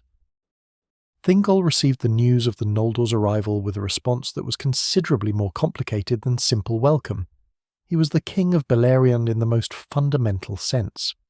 Not merely a political authority, but something closer to the land's representative intelligence, the consciousness through which the accumulated experience of centuries of Sindarin habitation had organized itself into wisdom. He had not been summoned by the Valar's invitation to Valinor, which meant he had not gone, which meant he had not been party to the darkening or the oath, or the kinslaying or the burning of the ships, and when word reached Doriath of what had happened at Alqualonda, of elvish blood shed by elvish hands in the theft of ships, his response was immediate and absolute. He forbade the use of Quenya, the Noldorin tongue, in his kingdom. It was not a trivial prohibition. Language is not merely communication, it is identity, history, the accumulated weight of a people's way of seeing the world, organised into the sounds they use to share that seeing with one another. To forbid Quenya in Doriath was to make a statement about the kinslaying that needed no elaboration. It was to say that what had been done at Alqualonda had placed a distance between the Sindar and the Noldor that courtesy alone could not close. The Noldor adapted, as the Noldor adapted to most things, with intelligence and with the particular flexibility of a people whose love of language meant they were well equipped to learn new ones. Sindarin became the common tongue of Beleriand, the language in which Noldor and Sindar could speak to one another, and over the long centuries of the First Age the two cultures braided together in complex and not always comfortable ways, each leaving its mark on the other, the Noldor bringing their craft and their burning urgency and their deep learning, the Sindar bringing their rootedness, their patience, their ancient knowledge of the land's particular character. The great kingdoms of Beleriand that arose in the centuries following the Noldor's return were collaborative constructions in this sense, not purely Noldorin or purely Sindarin, but something that neither people could have built alone. Fingolfin established his kingdom in Hithlum, the region south and east of the Ered Wethrin, the Mountains of Shadow, where the mists that gave the land its name gathered in the mornings, and gave the light a quality that was neither the sharp clarity of Valinor nor the soft ambiguity of starlight, but something distinctly its own, something that the Sindar who had lived in Beleriand recognised as characteristic of this part of the world, and that the Noldor eventually came to love with a particular affection one develops for the specific beauties of a place that has become home through long habitation. His sons, Fingon, who was warm and courageous and would become one of the great heroes of the First Age, and Turgon, who was proud and far-seeing and would eventually do something so remarkable and so sad that the telling of it requires an entire act to itself, established themselves in other parts of the northwest, and the Noldorin presence in Beleriand began to take on the character of something permanent rather than merely strategic. Feanor's sons dispersed across the eastern marches of Beleriand, holding the lands closest to Angband in a military sense, serving as the outermost layer of defence for everything that lay to the west and south. Their names were Medros, and Maglor, and Celegorm, and Caranthir, and Curufin, and Amrod and Amras, 7 sons for 7 Silmarils that did not exist, since there had only ever been 3, and the arithmetic of their inheritance was therefore always already a tragedy, the oath binding 7 lives to a purpose that could not, even in theory, be fulfilled for all of them simultaneously.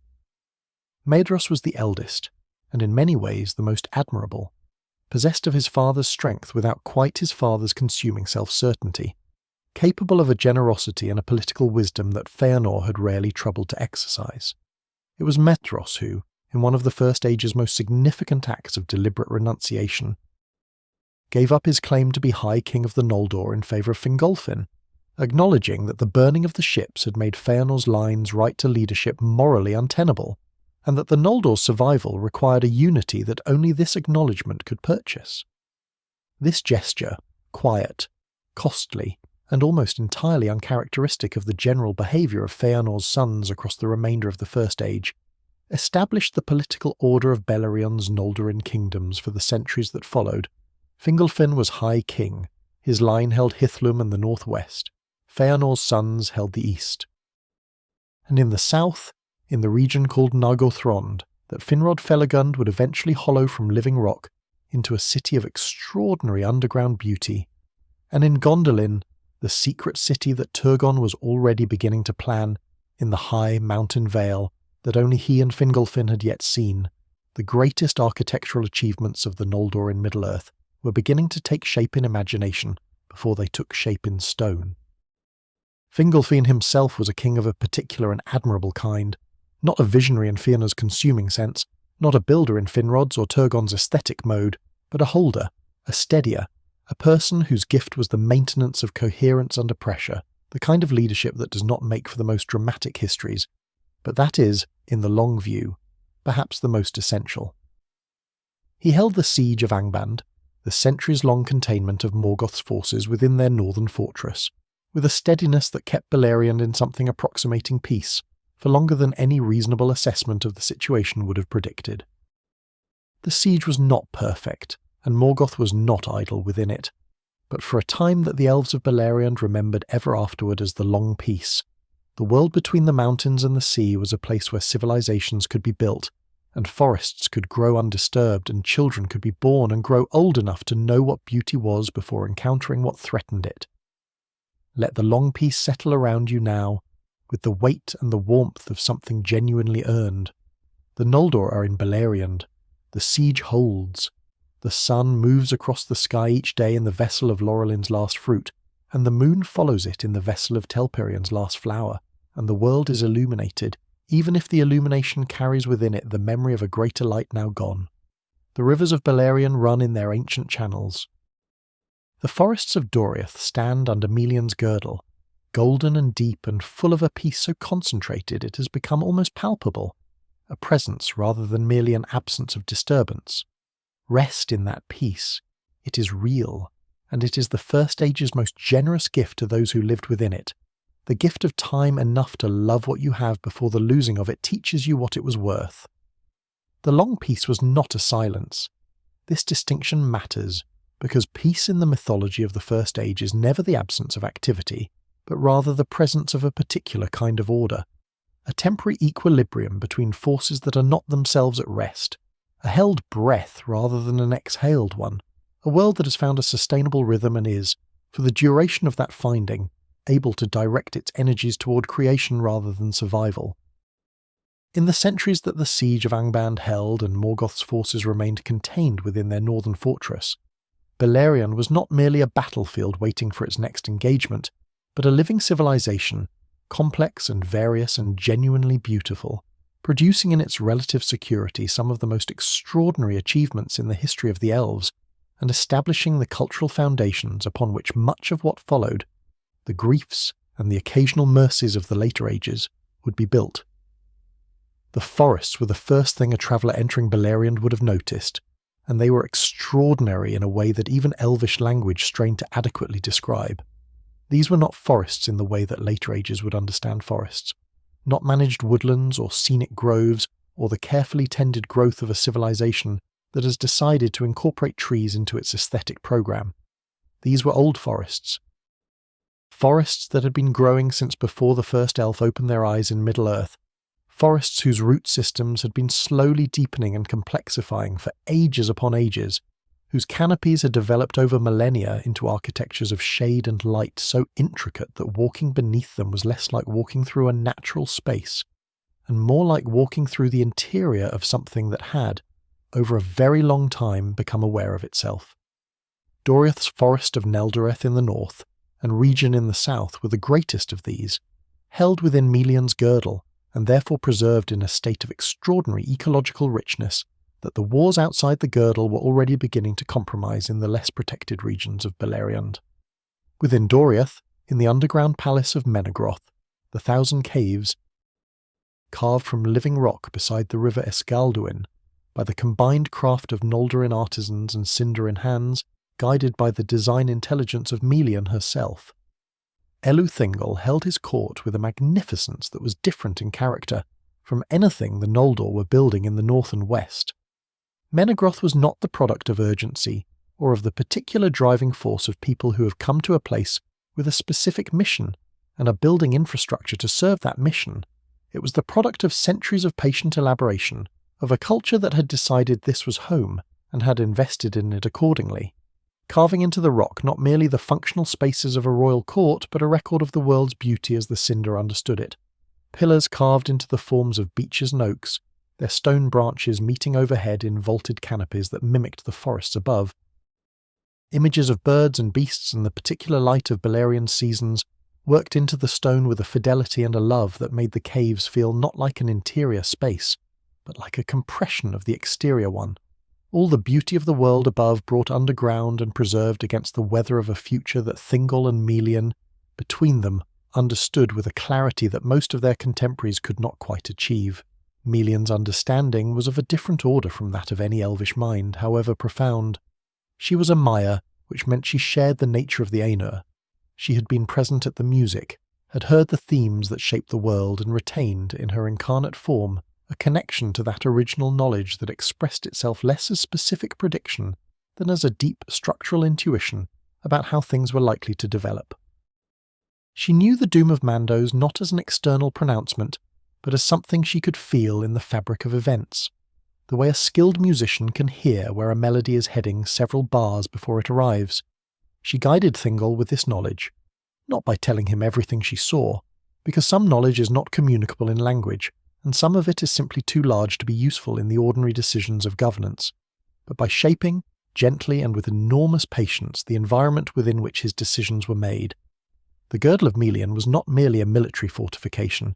It was a statement about the relationship between knowledge and protection, an argument made in the language of enchantment that the best defense against a future one cannot fully control is the cultivation of a present so deeply beautiful and so carefully tended that it becomes, in itself, a form of resilience. Beyond the girdle, in the kingdoms that the Noldor were building with their characteristic combination of brilliance and urgency, the long peace expressed itself differently. Finrod Felagund, Finarfin's eldest son, who had come from Valinor with his father's grace and his mother's Tellurin love of beauty and something entirely his own, a quality of open-hearted curiosity that made him perhaps the most genuinely beloved of all the Noldorin lords in Beleriand, established his kingdom of Nargothrond in the deep gorge of the river Narog in western Beleriand. He had found the site during an earlier exploration, following the river south through increasingly dramatic landscape until the gorge deepened and the rock faces on either side rose sheer and high, and he understood, with the instinct of a builder who has found exactly the right material, what could be made here. He brought craftsmen and began the excavation that would continue for decades, hollowing from the living rock a city of underground chambers so extensive and so beautifully engineered that later ages would speak of Nargothrond as the greatest underground construction in the history of Middle-earth. It was this quality that led him, during a solitary journey in the east of Beleriand in the early years of the First Age, to encounter for the first time a camp of men, the race called the Edain, who were crossing the Blue Mountains from the east, entering Beleriand with the particular combination of wonder and wariness that characterizes any people arriving somewhere entirely unknown. Finrod sat with them for days, learning their language and teaching them his, exchanging stories and songs, establishing in those first conversations the template for the relationship between elves and men that would define much of the First Age's narrative, a relationship of genuine mutual fascination, marked by the fundamental asymmetry of mortal and immortal, of beings who forget and beings who do not, of beings whose urgency comes from the knowledge that their time is limited and beings whose challenge is to remain engaged across a time that has no such limitation. The coming of men into Beleriand was one of the great transformative events of the First Age, though it arrived quietly, without announcement, without the dramatic cosmological framing that had attended the waking of the elves at Cuiviénen. Men simply appeared at the eastern edge of Beleriand, crossing the mountains in groups and families and small tribal units, carrying with them the accumulated knowledge of how ever long they had been moving westward through Middle-earth. A knowledge that was practical and particular rather than cosmological, knowledge of how to survive in specific landscapes, how to read weather and track animals and build shelters that would stand through a winter, how to live in the world as it actually was rather than as it had been designed to be. They knew almost nothing of the Valar. They knew almost nothing of the history of the world before their own first memories, which were shallow compared to the elves by the simple arithmetic of mortal lifespans.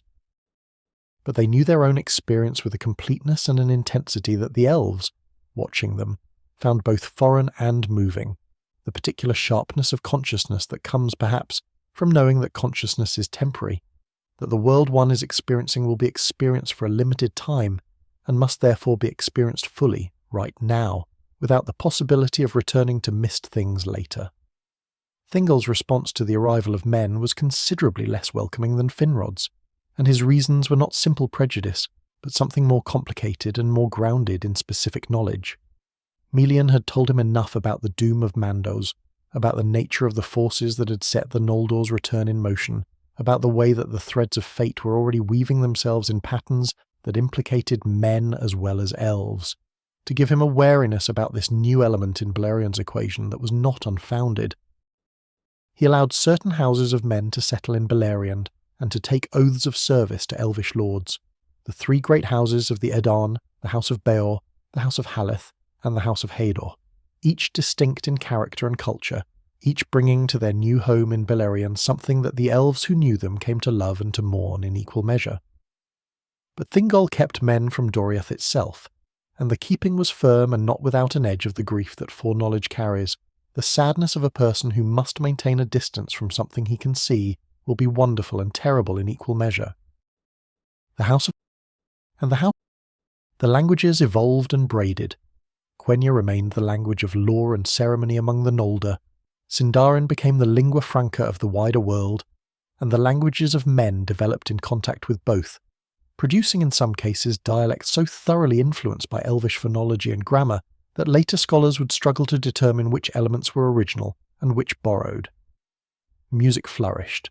The Noldor brought from Valinor a tradition of formal composition that had been developing for millennia, and the Sindar had their own tradition of a different character, more improvisational and more directly connected to the specific sounds of the natural world they inhabited, and the combination of these two traditions produced a musical culture richer than either could have been alone.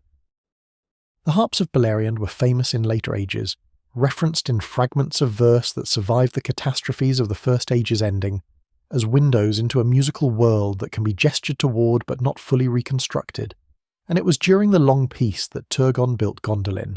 This is perhaps the most astonishing architectural achievement of the First Age, and its astonishment is inseparable from its concealment, because Gondolin was built in a high mountain valley, completely encircled by peaks so sheer and so close together that the valley itself was invisible from any angle of approach, discoverable only by those who knew exactly where to look and had been given, by Turgon's design, explicit permission to see it.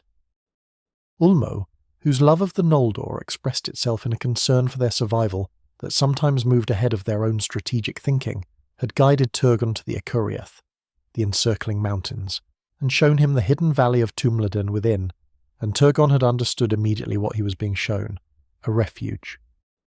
A place so defensible by geography alone that Morgoth's forces could not reach it by ordinary military means, a place where the culture of the Noldor could be preserved through whatever catastrophe was coming, like a seed kept safe through a winter that would kill everything not similarly protected. He built it over the course of decades, bringing craftsmen and materials through the single secret entrance, a tunnel through the mountain route so narrow and so carefully hidden that each person who used it was sworn to absolute silence about its location, and the oaths held, across all the centuries of Gondolin's existence, with a fidelity that was both the city's greatest protection and, eventually, the measure of how completely a single betrayal could undo everything that centuries of loyalty had built. The city that rose in the hidden valley was described by those who saw it as the closest thing to Tirion in Valinor that Middle-earth had produced. Towers of white stone, fountains, broad streets paved in materials that caught the light of the sun and held it, gardens maintained with the particular care of people who have decided that beauty is not a luxury but a form of resistance. Turgon named it Ondolinda in Quenya, the rock of the music of water, and in Sindarin it was called Gondolin, and the name by which it was known to the outside world, in the rare instances when it was known at all, was simply the Hidden City, which captured its essential character with a directness that more elaborate names could not improve upon. Turgon ruled Gondolin with the assistance of his daughter Idril, whose mother had died, the second elvish woman to fade from the world after Miriel, consumed like Miriel by a grief too large for continued habitation of a body, and with the deep loyalty of a people who had chosen concealment as a form of devotion, who had accepted the limitations of their hidden life not as privations, but as the price of a beauty they were determined to preserve. The people of Gondolin were not unhappy. This is worth saying clearly, because the city's eventual fate makes it easy to read its entire existence retrospectively as tragedy, to see in every description of its towers and fountains only the shadow of the fire that would eventually consume them. But the people of Gondolin did not know their fate. They lived in their hidden valley with the sun moving overhead, and the mountains keeping their encircling watch, and the fountains sounding their particular music in the plazas, and they were, by any reasonable measure, among the most fortunate inhabitants of Middle-earth in the First Age. They were safe, and they were beautiful, and they knew it, and the knowing had not yet been complicated by the losing. Outside Gondolin, outside Nargothrond, outside the girdle of Melian, the long peace was approaching its end in ways that were not yet visible on the surface of events, but were already determined in the deeper structure of the age. Morgoth had not been idle within Angband. He had been breeding, refining, developing, working on the creatures and weapons and strategies that would, when he judged the moment right, be deployed in such overwhelming force that the siege would be broken not gradually, but all at once, not as a military contest with multiple engagements, but as a single catastrophic event that would change the strategic reality of Beleriand permanently. He was patient in the way that beings of enormous power can afford to be patient when they are operating behind walls that no external force can breach. Patient not as a virtue but as a strategy, the patience of someone who knows that time is working in their favour and has therefore no reason to rush. The breaking came in the form of fire. Glaurung, the first of the dragons, had appeared earlier, had crawled from the gates of Angband in an incomplete and juvenile form during the first century of the First Age, and had been driven back by Fingon's cavalry, a humiliation that Morgoth had not forgotten, and that had perhaps accelerated the patience of his subsequent decades of preparation. Now Glaurung was fully grown, and with him came other dragons, and with the dragons came Balrogs, in numbers that the Noldor had not encountered since the earliest battles, and with the Balrogs came an army of orcs so vast that the accounts of those who survived to give accounts of it struggled to find language adequate to what they had seen. Morgoth sent this force against the Noldorin positions in the north of Beleriand in an assault called Dagor Bragolach, the Battle of Sudden Flame, and the name was exact. It was sudden, and it was flame, and when it was over, the long peace was over with it. And Beleriand would never again find quite the same equilibrium that the centuries of the siege had made possible. Rest now, before the flame. Rest in the last moment of the long peace, in the fullness of what Beleriand was before it began to be lost. The forests are still standing. Menegroth's carved pillars still hold up their stone canopy over Thingol's court. Gondolin's fountains still sound in the hidden valley. Nargothrond's halls are still lit by the warm light of torches reflected in polished stone. The world is full, and it is beautiful, and the people in it are alive and do not yet know what is coming. Let them have this moment a little longer. Let yourself rest in it, alongside them. The story will still be here, patient and unhurried, when you're ready to continue. For now, there is only the peace, and the forests, and the slow, deep breathing of a world that has not yet been asked to bear everything it is about to be asked to bear. The flames that ended the long peace did not arrive as a metaphor. They arrived as fire. Literal, physical, devastating fire of a kind that Middle-earth had not previously encountered. Fire that was not the accidental consequence of battle, but the deliberate instrument of a strategy refined over centuries of patient preparation in the deep forges of Angband. Morgoth had studied the Noldorin defences with the thoroughness of a mind that had nothing but time and the particular kind of focused intelligence that operates most effectively when it has decided, permanently and without reservation, that the destruction of a specific thing is the only purpose worth having. He knew where the siege lines were thinnest. He knew which lords held which passes and with what strength. He knew, because he had been watching since before the first sunrise, the precise configuration of everything that stood between his fortress and the undefended heart of Beleriand. And he had built, in the long darkness of Angband's lower levels, something that no defensive calculation the Noldor had made had fully accounted for. The rivers of fire came first. Streams of liquid flame poured from the northern mountains, from the volcanic fissures that Morgoth had opened in the highlands called Ardgarlan, the great grassy plain that stretched before the gates of Angband, and that had been, in the centuries of the long peace, one of Beleriand's most beautiful and most characteristic landscapes, a rolling expanse of green so extensive that riders crossing it felt they were moving through a world made entirely of grass and light, and the particular silence of open land under a wide sky. The fire crossed this plain and consumed it, and the consuming was so thorough and so swift that the plain itself was permanently transformed, scorched to a dead waste called thereafter Anfauglith, the gasping dust, a name that described not merely the landscape but the experience of standing in it. The choking absence of everything that had previously made it inhabitable. The grass was gone, the soil beneath it was gone. What remained was ash and cracked earth, and the lingering heat of a fire that had burned until there was nothing left to burn, and then had burned a little more. The Noldorin lords holding the Northern Watch had no framework for what was coming. They had prepared for armies, for the orcish hosts that Morgoth had sent in the earlier battles, for the military engagements of a siege war that had followed, however brutally comprehensible tactical logic. They were not unprepared for combat. They were unprepared for the particular combination of fire and dragon, an overwhelming mass of force that Dagor Bragolach delivered.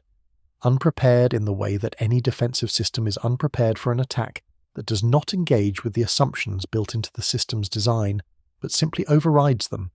The fire came before the armies.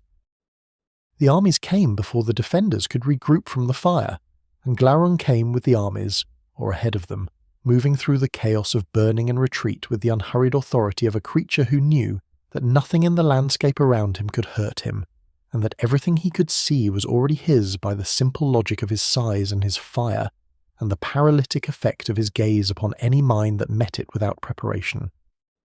Glaurung's gaze was one of the First Age's most specifically terrible weapons, and it deserves a moment of careful attention, because it was not merely physical, but psychological, not merely the threat of a large predator, but the active imposition of one consciousness upon another, a will so ancient and so thoroughly corrupted by Morgoth's influence that proximity to it created in susceptible minds a kind of waking paralysis, a state in which the capacity for independent thought and action was temporarily suspended, and the affected person became, for the duration of the influence, an instrument of whatever purpose Glaurung chose to impose upon them.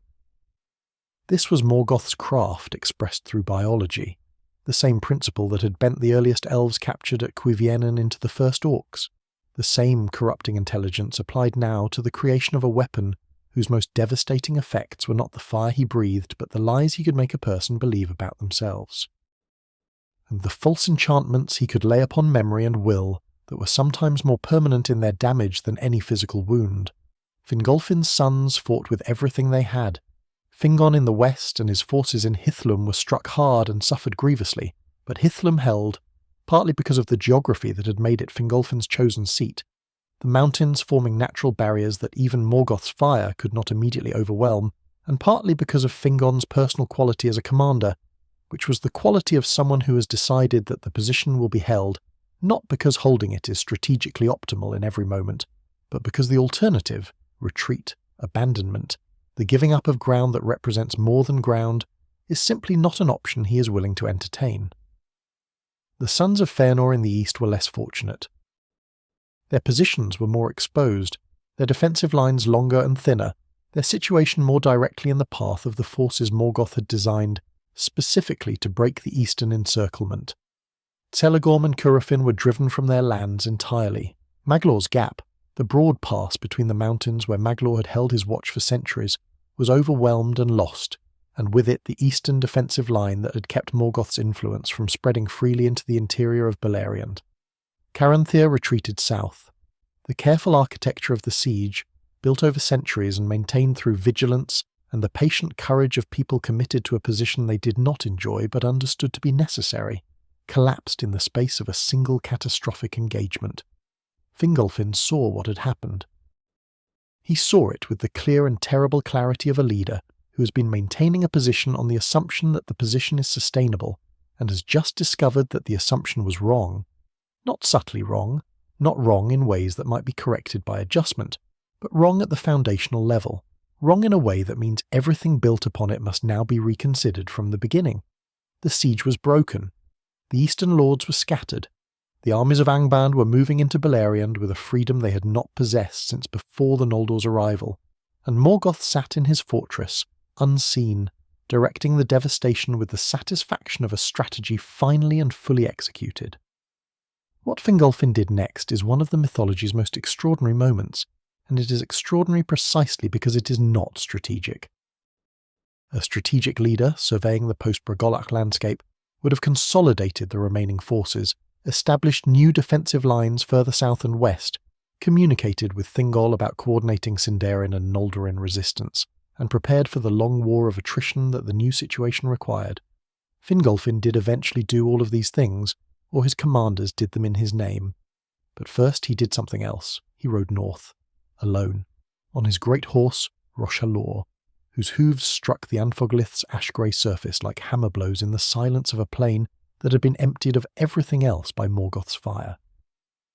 He rode to the gates of Angband, the vast iron gates set into the mountainside, wreathed in smoke and heat, surrounded by the refuse of an industrial darkness that had been manufacturing weapons and creatures of destruction for centuries, and he beat upon them with his fist, and he called Morgoth out. Morgoth came. Morgoth. This is perhaps the most astonishing fact of the entire episode, that Morgoth, who had not walked openly upon the face of Middle-earth since the first sunrise, who had spent the subsequent centuries in the deep levels of Angband directing his war from behind layers of fortification and delegation, came to the surface and faced Fingolfin in single combat. He came because not to come would have been a form of fear, and Morgoth's psychology, however corrupted, retained enough of the original Ainuric pride to make the appearance of fear before his own servants and before the Balrogs and Orcs watching from the ramparts something he could not afford. He came because Fingolfin's challenge was precisely calibrated, whether by strategic genius or grief-maddened instinct, to the one vulnerability in Morgoth's armour, his need to be seen as supreme, as unchallengeable, as the thing before which all other things must eventually yield. The combat between Fingolfin and Morgoth is described in the Silmarillion with a spare and devastating economy that achieves in a few paragraphs what lesser writers might spend chapters approaching and still not reach. Fingolfin was the greatest warrior among the elves of his age. Moving with the speed and the skill of a being who had been born in Valinor and trained to arms by the greatest instructors that the Blessed Realm had produced, he wounded Morgoth 7 times, 7 wounds that even Morgoth's divine nature could not entirely absorb without leaving permanent marks, that would remain with him as scars and as a limp that never healed for the rest of his existence.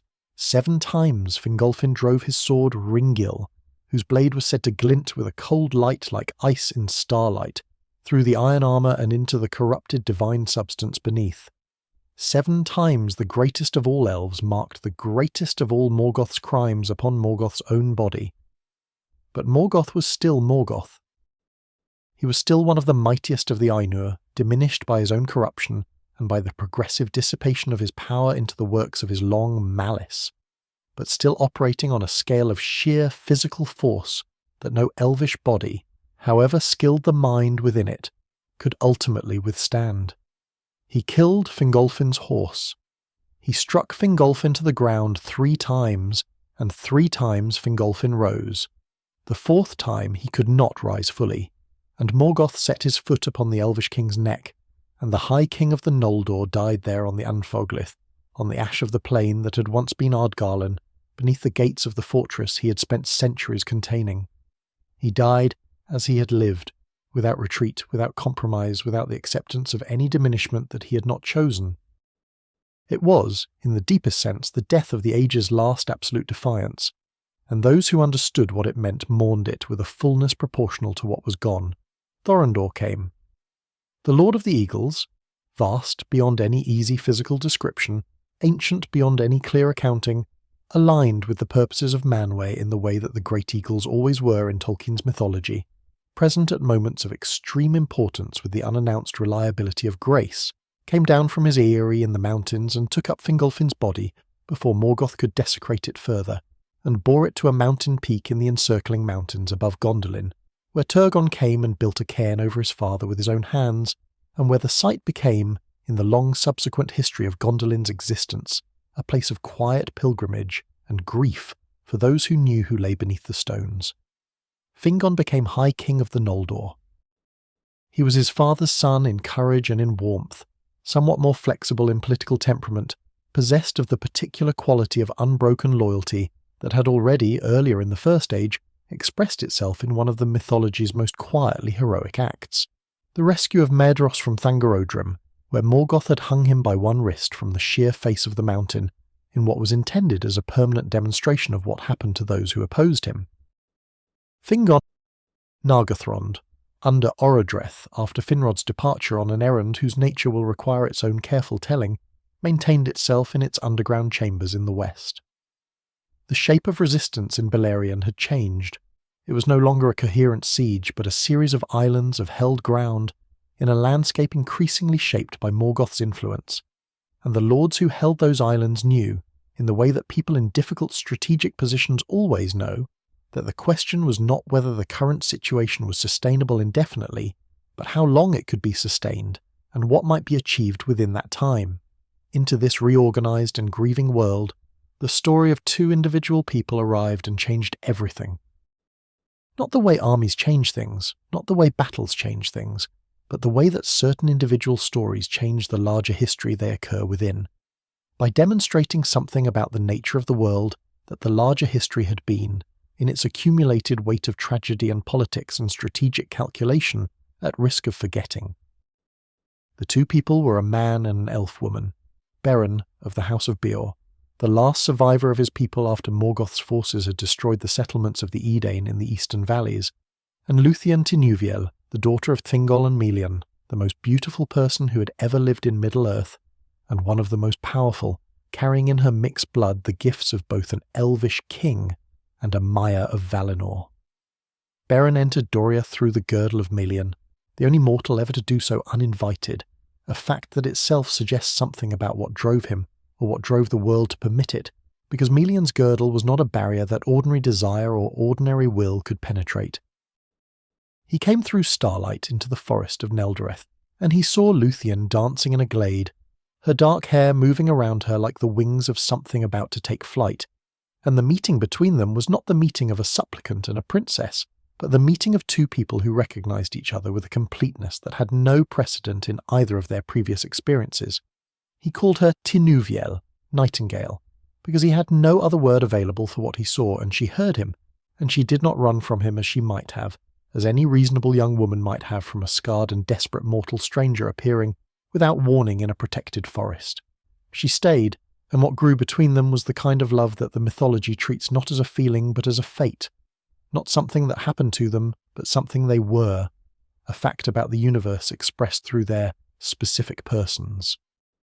Thingol discovered Beren and received the news of his daughter's attachment with a reaction that was, under the circumstances, perhaps understandable even if not admirable.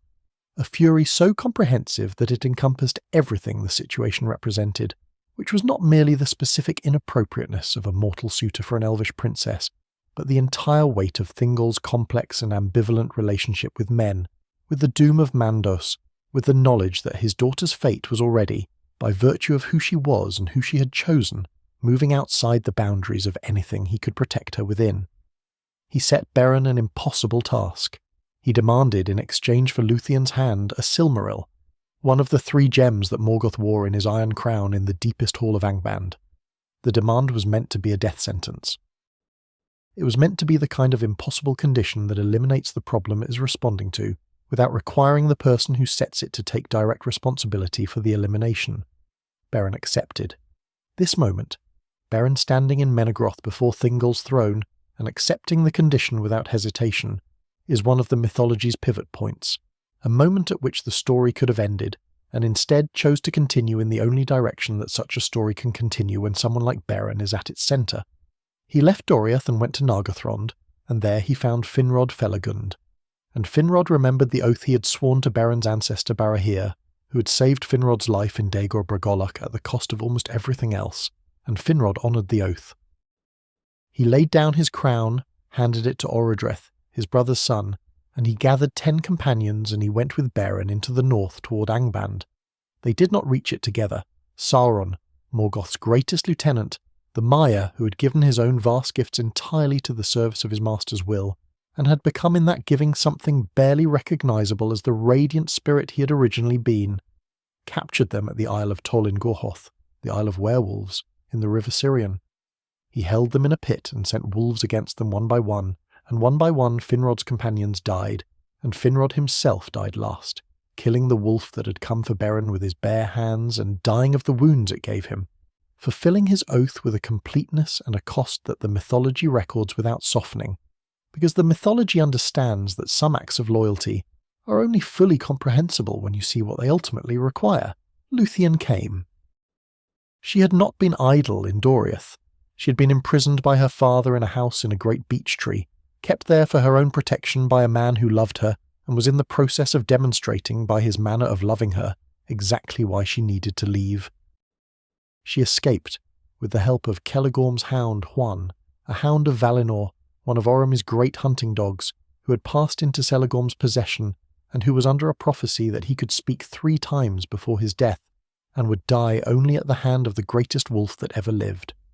Juan chose Luthien freely, with the judgment of a creature who understood the situation better than most of the people around him, and he carried her north to Tol Ingaroth, and between them, Juan with his divine strength and Luthien with her power, which was the combined power of an elvish bloodline deep with the gifts of starlight and ages, and a Maya mother who had poured into her daughter the deepest of what she was. They overthrew Sauron. They did not destroy him. Sauron, confronted with powers he had not anticipated and could not overcome in that moment, abandoned his form and fled, and the tower fell. And the prisoners that remained were freed. Beren was among them. Finrod was not. And what Beren and Luthien did next, what they went to do together, in Angband itself, in the deepest hall of the most defended fortress in the history of the world, belongs to the next slow turning of the story, patient as the stars above Cuivienen, unhurried as the rivers of Beleriand finding their ancient courses to the sea. Rest here, at the edge of the telling. The Wolf Tower has fallen. Beren and Luthien are together.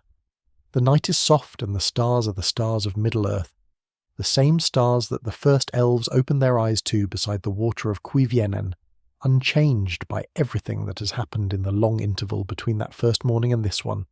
Let your breath find its own pace.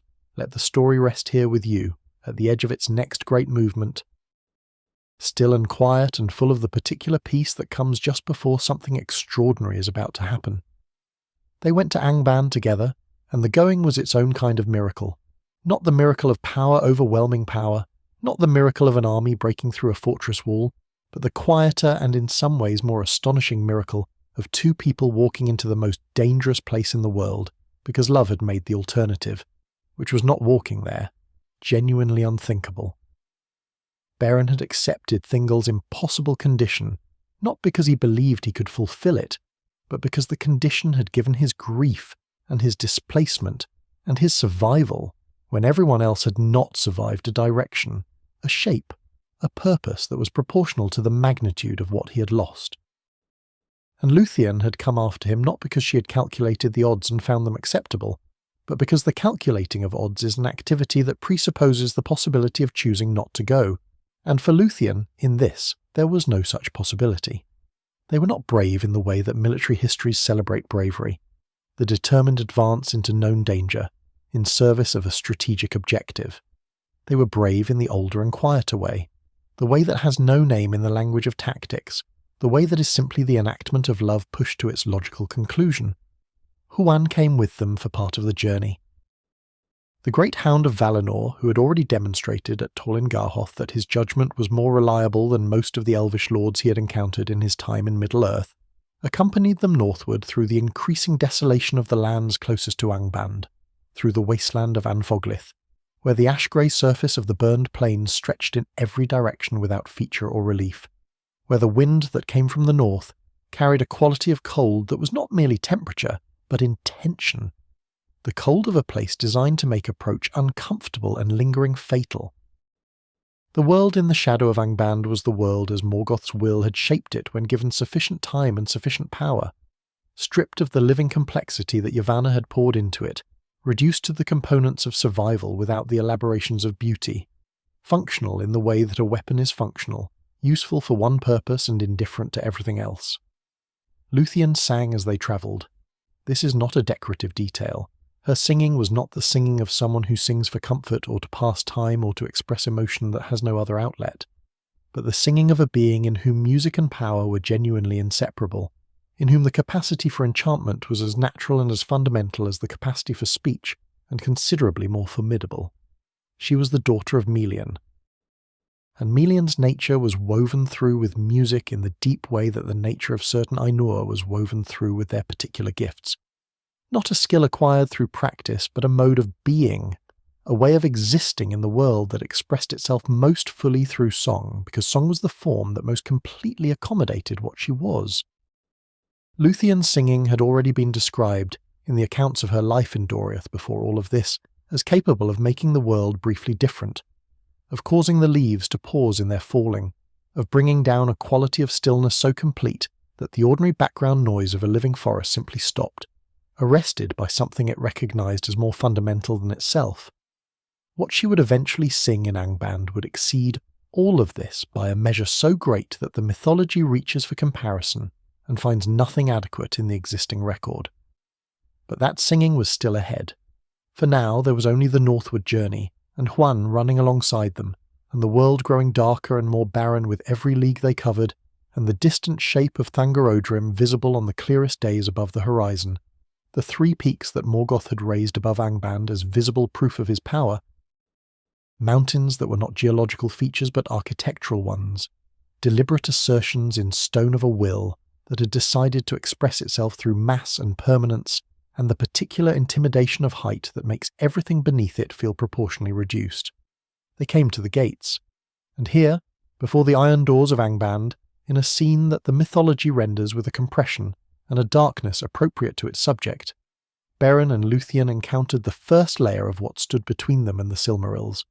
Draugluin, the greatest of the werewolves, the sire of all the wolf creatures that Morgoth had bred and corrupted in the long centuries of his preparation. Draugluin came against them, and Juan met him, and this was one of the 3 times that Juan was permitted to speak, and what he said in that moment before the last fight is not recorded in full, as though the mythology understands that some final utterances are too intimate for complete transcription. Juan killed Draugluin, and Draugluin escaped long enough to bring word to Morgoth before he died, and the word he brought was the word of Juan, that Juan was there, that the great hound of Valinor had come to the gates of Angband, and this information reached Morgoth in the deepest hall, and was received there with a calculation more than a fear, because Morgoth's fear, whatever form it took, was not the fear of a simple creature, but of a vast and experienced intelligence assessing a threat. Morgoth sent Carcharoth, the greatest wolf that had ever been or would ever be, bred specifically by Morgoth's own arts from the line of Draugluin, fed on living flesh since his whelping, grown to a size that the accounts of him strained to make credible, animated by a malice so pure and so concentrated that it had the quality of a natural force rather than an individual will. Carcharoth had been bred for one purpose, which was to stand at the gates of Angband and kill anyone who approached them with the intention of entering, and he fulfilled this purpose with a completeness that was absolute, except for Lúthien, who sang, and whose singing did to Carcharoth what it was capable of doing to any mind that encountered it, without adequate preparation, which was to move beneath the surface of conscious will and address the deeper architecture of awareness directly, and there to effect a change that conscious resistance could not prevent, because it did not operate at the level at which consciousness operates. Carcharoth slept. The greatest wolf in the history of Middle-earth lay down at the gates of Angband and slept, because Lúthien asked the world, in the only language that the world's deepest structures respond to let him sleep, and the world complied. They entered Angband. The passage through the tunnels and the descending levels of Morgoth's fortress is not narrated in detail in the primary text, and this reticence is appropriate. Some descents are better rendered in outline than in close description. Some darknesses are better gestured toward than fully entered in the telling. What the text gives is the atmosphere of it, which was the atmosphere of a place that had been shaped entirely by a will, oriented towards suffering, where every surface and every passage and every sound had been designed to serve the purposes of a power that had made the infliction of pain and the cultivation of despair its primary creative mode. They move through this without being detected, which is itself a statement about what Lúthien's enchantments were capable of in these moments. A kind of negative grace, the ability to exist within a system so thoroughly that the system does not register the existence. They came at last to the hall where Morgoth sat. And what the mythology asks us to imagine in this moment is not a throne room in any conventional sense, but something that combined the functions of a throne room with the functions of a forge and a command centre and a temple of sorts, a space whose scale was expressed not in the comfortable dimensions of architecture designed for habitation, but in the dimensions of a will that needed room enough to fully extend itself, ceilinged in darkness, lit by the sulphurous light of the fires that powered Angband's deeper operations, and at its centre, on a throne of iron, Morgoth himself. The iron crown on his head, the 3 Silmarils set in the crown, and their light, the living light of the 2 trees, Telperian's silver and Laurelin's gold, compressed into 3 gems that had been handled by the most corrupted will in the history of creation, and had not been extinguished by that handling, had not been dimmed or altered in any way that the light itself could be dimmed or altered. Because Varda's hallowing had made them permanent, the light of the Silmarils fell even in that darkness, even in that hall, with a quality of beauty so incongruous with its surroundings that it must have seemed to Beren and Luthien, seeing it for the first time, like encountering a window in the deepest underground, a view of a sky that should not be visible from where you are standing. Luthien revealed herself before Morgoth. She did not hide, did not attempt the approach of concealment that had gotten them this far, but stepped forward in her identity, the daughter of Thingol and Melian, the most beautiful of all the children of Ilúvatar, whose beauty was not merely physical, but the beauty of a being whose inner nature was extraordinarily composed, whose existence in the world was accompanied by a quality of light that was not the light of the 2 trees or the light of stars, but something she generated from within, from the specific combination of everything she was. Morgoth looked at her, and he wanted her, with the possessive and ultimately hollow desire of a being who has lost the capacity for genuine love, and retains only the desire to own things, to put the beautiful in a cage and call the caging appreciation. He invited her closer. She sang. The great song that she sang in the Hall of Angband, the enchantment she wove in that moment, drawing on everything she had inherited from Melian, and everything she had developed in her own long years of a life lived at the intersection of the divine and the mortal. This song moved through the Hall of Angband the way weather moves through an enclosed space, filling every corner, reaching every listener, operating simultaneously at every level of consciousness present in the hall. The Balrogs slept. The orcs slept. Every creature in that vast space that had a mind capable of being reached by music found its mind gently and completely occupied by what Luthien was singing, found the ordinary business of wakefulness and vigilance simply suspended, as though the world had decided that these things could wait and that what was happening right now was more important than anything else.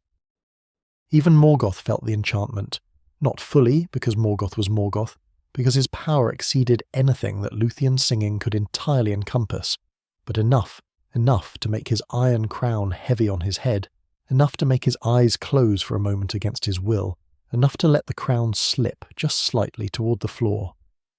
Beren cut a Silmaril from the crown. He used the knife called Angrist, which had been made by the greatest smith of the dwarves of Nogrod, a blade capable of cutting iron as though it were wood, and he set it against the crown's metal and drew it along the setting, and the gem came free. 1 Silmaril, one of the 3 living lights of the trees, the imprisoned radiance that Fëanor had died trying to recover, and that his sons had bound their eternal fate to reclaiming, lay in Beren's hand, and it was warm, and it did not burn him. And this detail, small as it is in the telling, is one of the First Age mythology's most quietly significant facts. The Silmaril did not burn Beren. Varda had hallowed the gems to burn the hands of the evil and the darkness touched, and Beren's hand, scarred and mortal and calloused with the work of survival, was not such a hand. The Silmaril recognized him, in whatever way an object that contains living light can recognize the person holding it, and lay in his palm like a star that had come down to rest. He tried to take a second. The knife broke. The sound of the breaking rang through the hall like a bell struck in a silent room, and Morgoth stirred, and the moment of enchantment, which had been so perfect and so precisely sufficient for what it needed to accomplish, was over. They ran. The flight from Angband is as compressed in the telling as the entry was, a dash through tunnels in the dark with the sounds of Angband waking behind them, and they reached the gates, and Carcharoth was there, awake now, and no longer reachable by any enchantment, and Beren held up the Silmaril in its light to stop the wolf. And Carcharoth bit off Beren's hand at the wrist and swallowed the Silmaril whole. The Silmaril burned within Carcharoth from that moment forward, because the stomach of a wolf bred from Morgoth's darkness was precisely the kind of interior that Varda's hallowing had been designed to make uninhabitable for the holy light of the trees. Carcharoth went mad with the burning, ran south into Beleriand in a frenzy of pain and destruction that nothing in his path could stop, leaving a swathe of devastation through the southern lands that required its own military response in due course. But this consequence was still unfolding elsewhere when Beren and Luthien lay outside the gates of Angband on the Anfoglyph, with Beren bleeding from his wrist and Luthien bending over him with everything she was focused on the single task of keeping him alive, and Thorondor came again, the great eagle who was always present at the mythology's most extreme moments, the grace that arrives when all ordinary resources have been spent, and carried them both south to safety. Beren recovered. Not fully, not in the way that a person recovers from a minor wound and returns entirely to who they were before, but functionally, with the specific resilience of someone whose nature had always been defined by survival in circumstances that should not have permitted it, and they went to Doriath, to Thingol. Beren stood before the king of the Sindar who had sent him to Angband as a sentence of death, and he raised his arm, the arm that ended at the wrist, the arm whose hand was in the stomach of a wolf somewhere south of the Anfoglyph, and he said that a Silmaril lay in the hand of Beren even now as he stood before the king. It was the truest of true answers, the fulfillment of the letter of an impossible condition by a means no one had anticipated, and Thingol received it in the way that people receive unexpected grace, with a silence first, and then with something that the mythology gently describes as a change in his heart toward Beren, a softening, a recognition that what stood before him was something the categories he had been using were insufficient to contain. The Silmaril had to be recovered, Carcharoth had to be hunted, and the hunting of Carcharoth, the greatest wolf ever created, maddened by the burning of a hallowed gem in his gut, moving through Beleriand with the destructive energy of a natural disaster given direction by an original malice, was a hunt that required the participation of Huan, who had come south from Angband on his own path, and of Thingol himself, and of Beren, who insisted on riding despite his wound, because the Silmaril was connected to him through everything he had already given for it, and through what Luthien had given alongside him, and the idea of being absent from its final recovery was not one he would entertain. The hunt went into the woods of Doriath, and there Carcharoth was found, and Huan killed him, and Huan died in the killing, fulfilling the last of his 3 permitted speeches and the prophecy that had always said he would die at the hand of the greatest wolf, though hand in Huan's case was not the right word, and the prophecy's grammar had perhaps always been metaphorical. Beren also was mortally wounded in the fight. He died in Doriath, with his head in Luthien's lap, and the Silmaril recovered beside him. Recovered from Carcharoth's body by the hunters, laid in Thingol's hand at last. The gem warming even to his touch because his heart had been changed by everything he had witnessed, and warmth will go where warmth is received. Beren died, and Luthien felt the death of him the way the mythology says she felt it. Not as information delivered by the senses, but as something prior to sensation, a change in the world's fundamental texture, the world minus this specific person, in it being a perceptibly different world from the world that had contained him. She did not survive him long. She died of grief, or faded. The elvish mode of dying from the inside rather than the outside, the withdrawal of the will to inhabit a body that has been deprived of its reason for inhabitation. Her spirit went to the halls of Mandos, and there she found Beren, because the halls of Mandos are where all the dead of Middle-earth eventually come, elves, and, it seemed, at least this one man who had earned his way there through, means the theology of the world had not previously accommodated.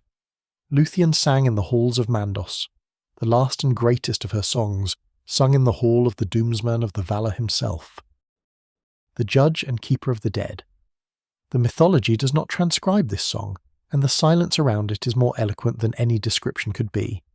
The suggestion of something so moving and so complete that even Mandos, who had heard everything that had ever been felt by any mind that had passed through his halls across all the ages of the world, was moved.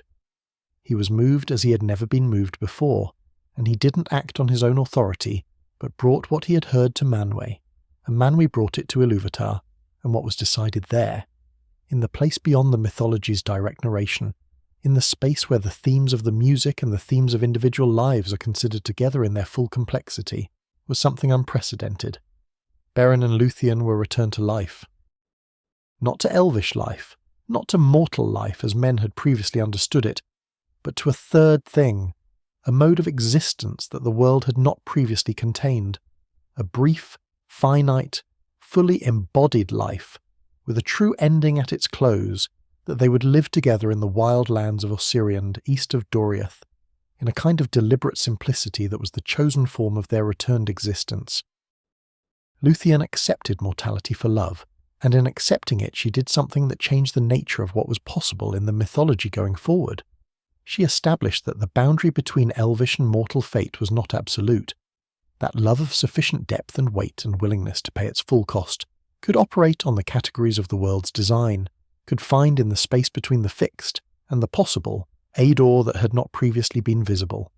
They lived out their returned years in Osiriand, in the green land east of the Blue Mountains, and they were, by the account of those who glimpsed them in those years, happy.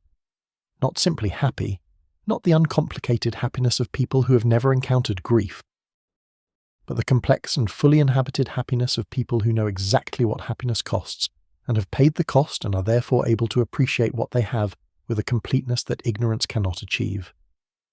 Their son Dior would inherit what they left, the Silmaril, and through the Silmaril the entirety of what its possession entailed, which was the oath of Feanor's sons, and the long shadow of the doom of Mandos, and the future of a story that had not finished with either the gem or those who had bled for it.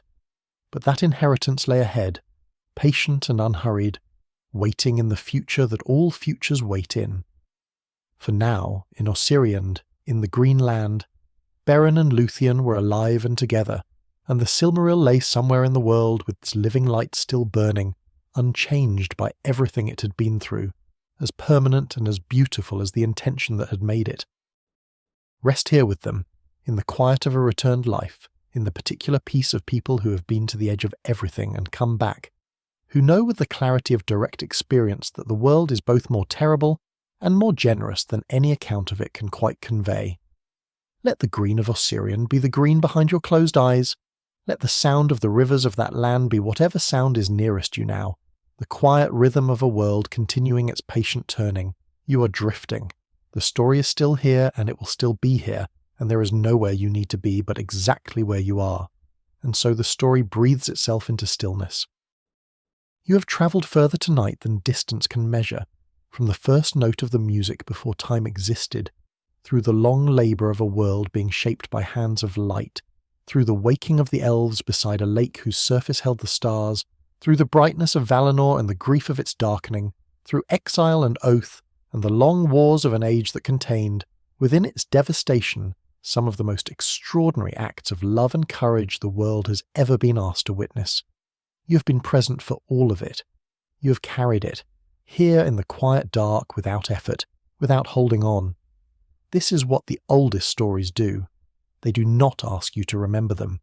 They ask only that you rest within them for a while and let their deep currents move beneath you like water beneath a boat, holding you up without your having to do anything at all to deserve the holding. Somewhere in Osiriand, in the green land east of the mountains, two people who loved each other past the boundary of death are at rest beneath the open sky. The stars above them are the same stars above you now. Let them be enough. Let everything be enough. Sleep.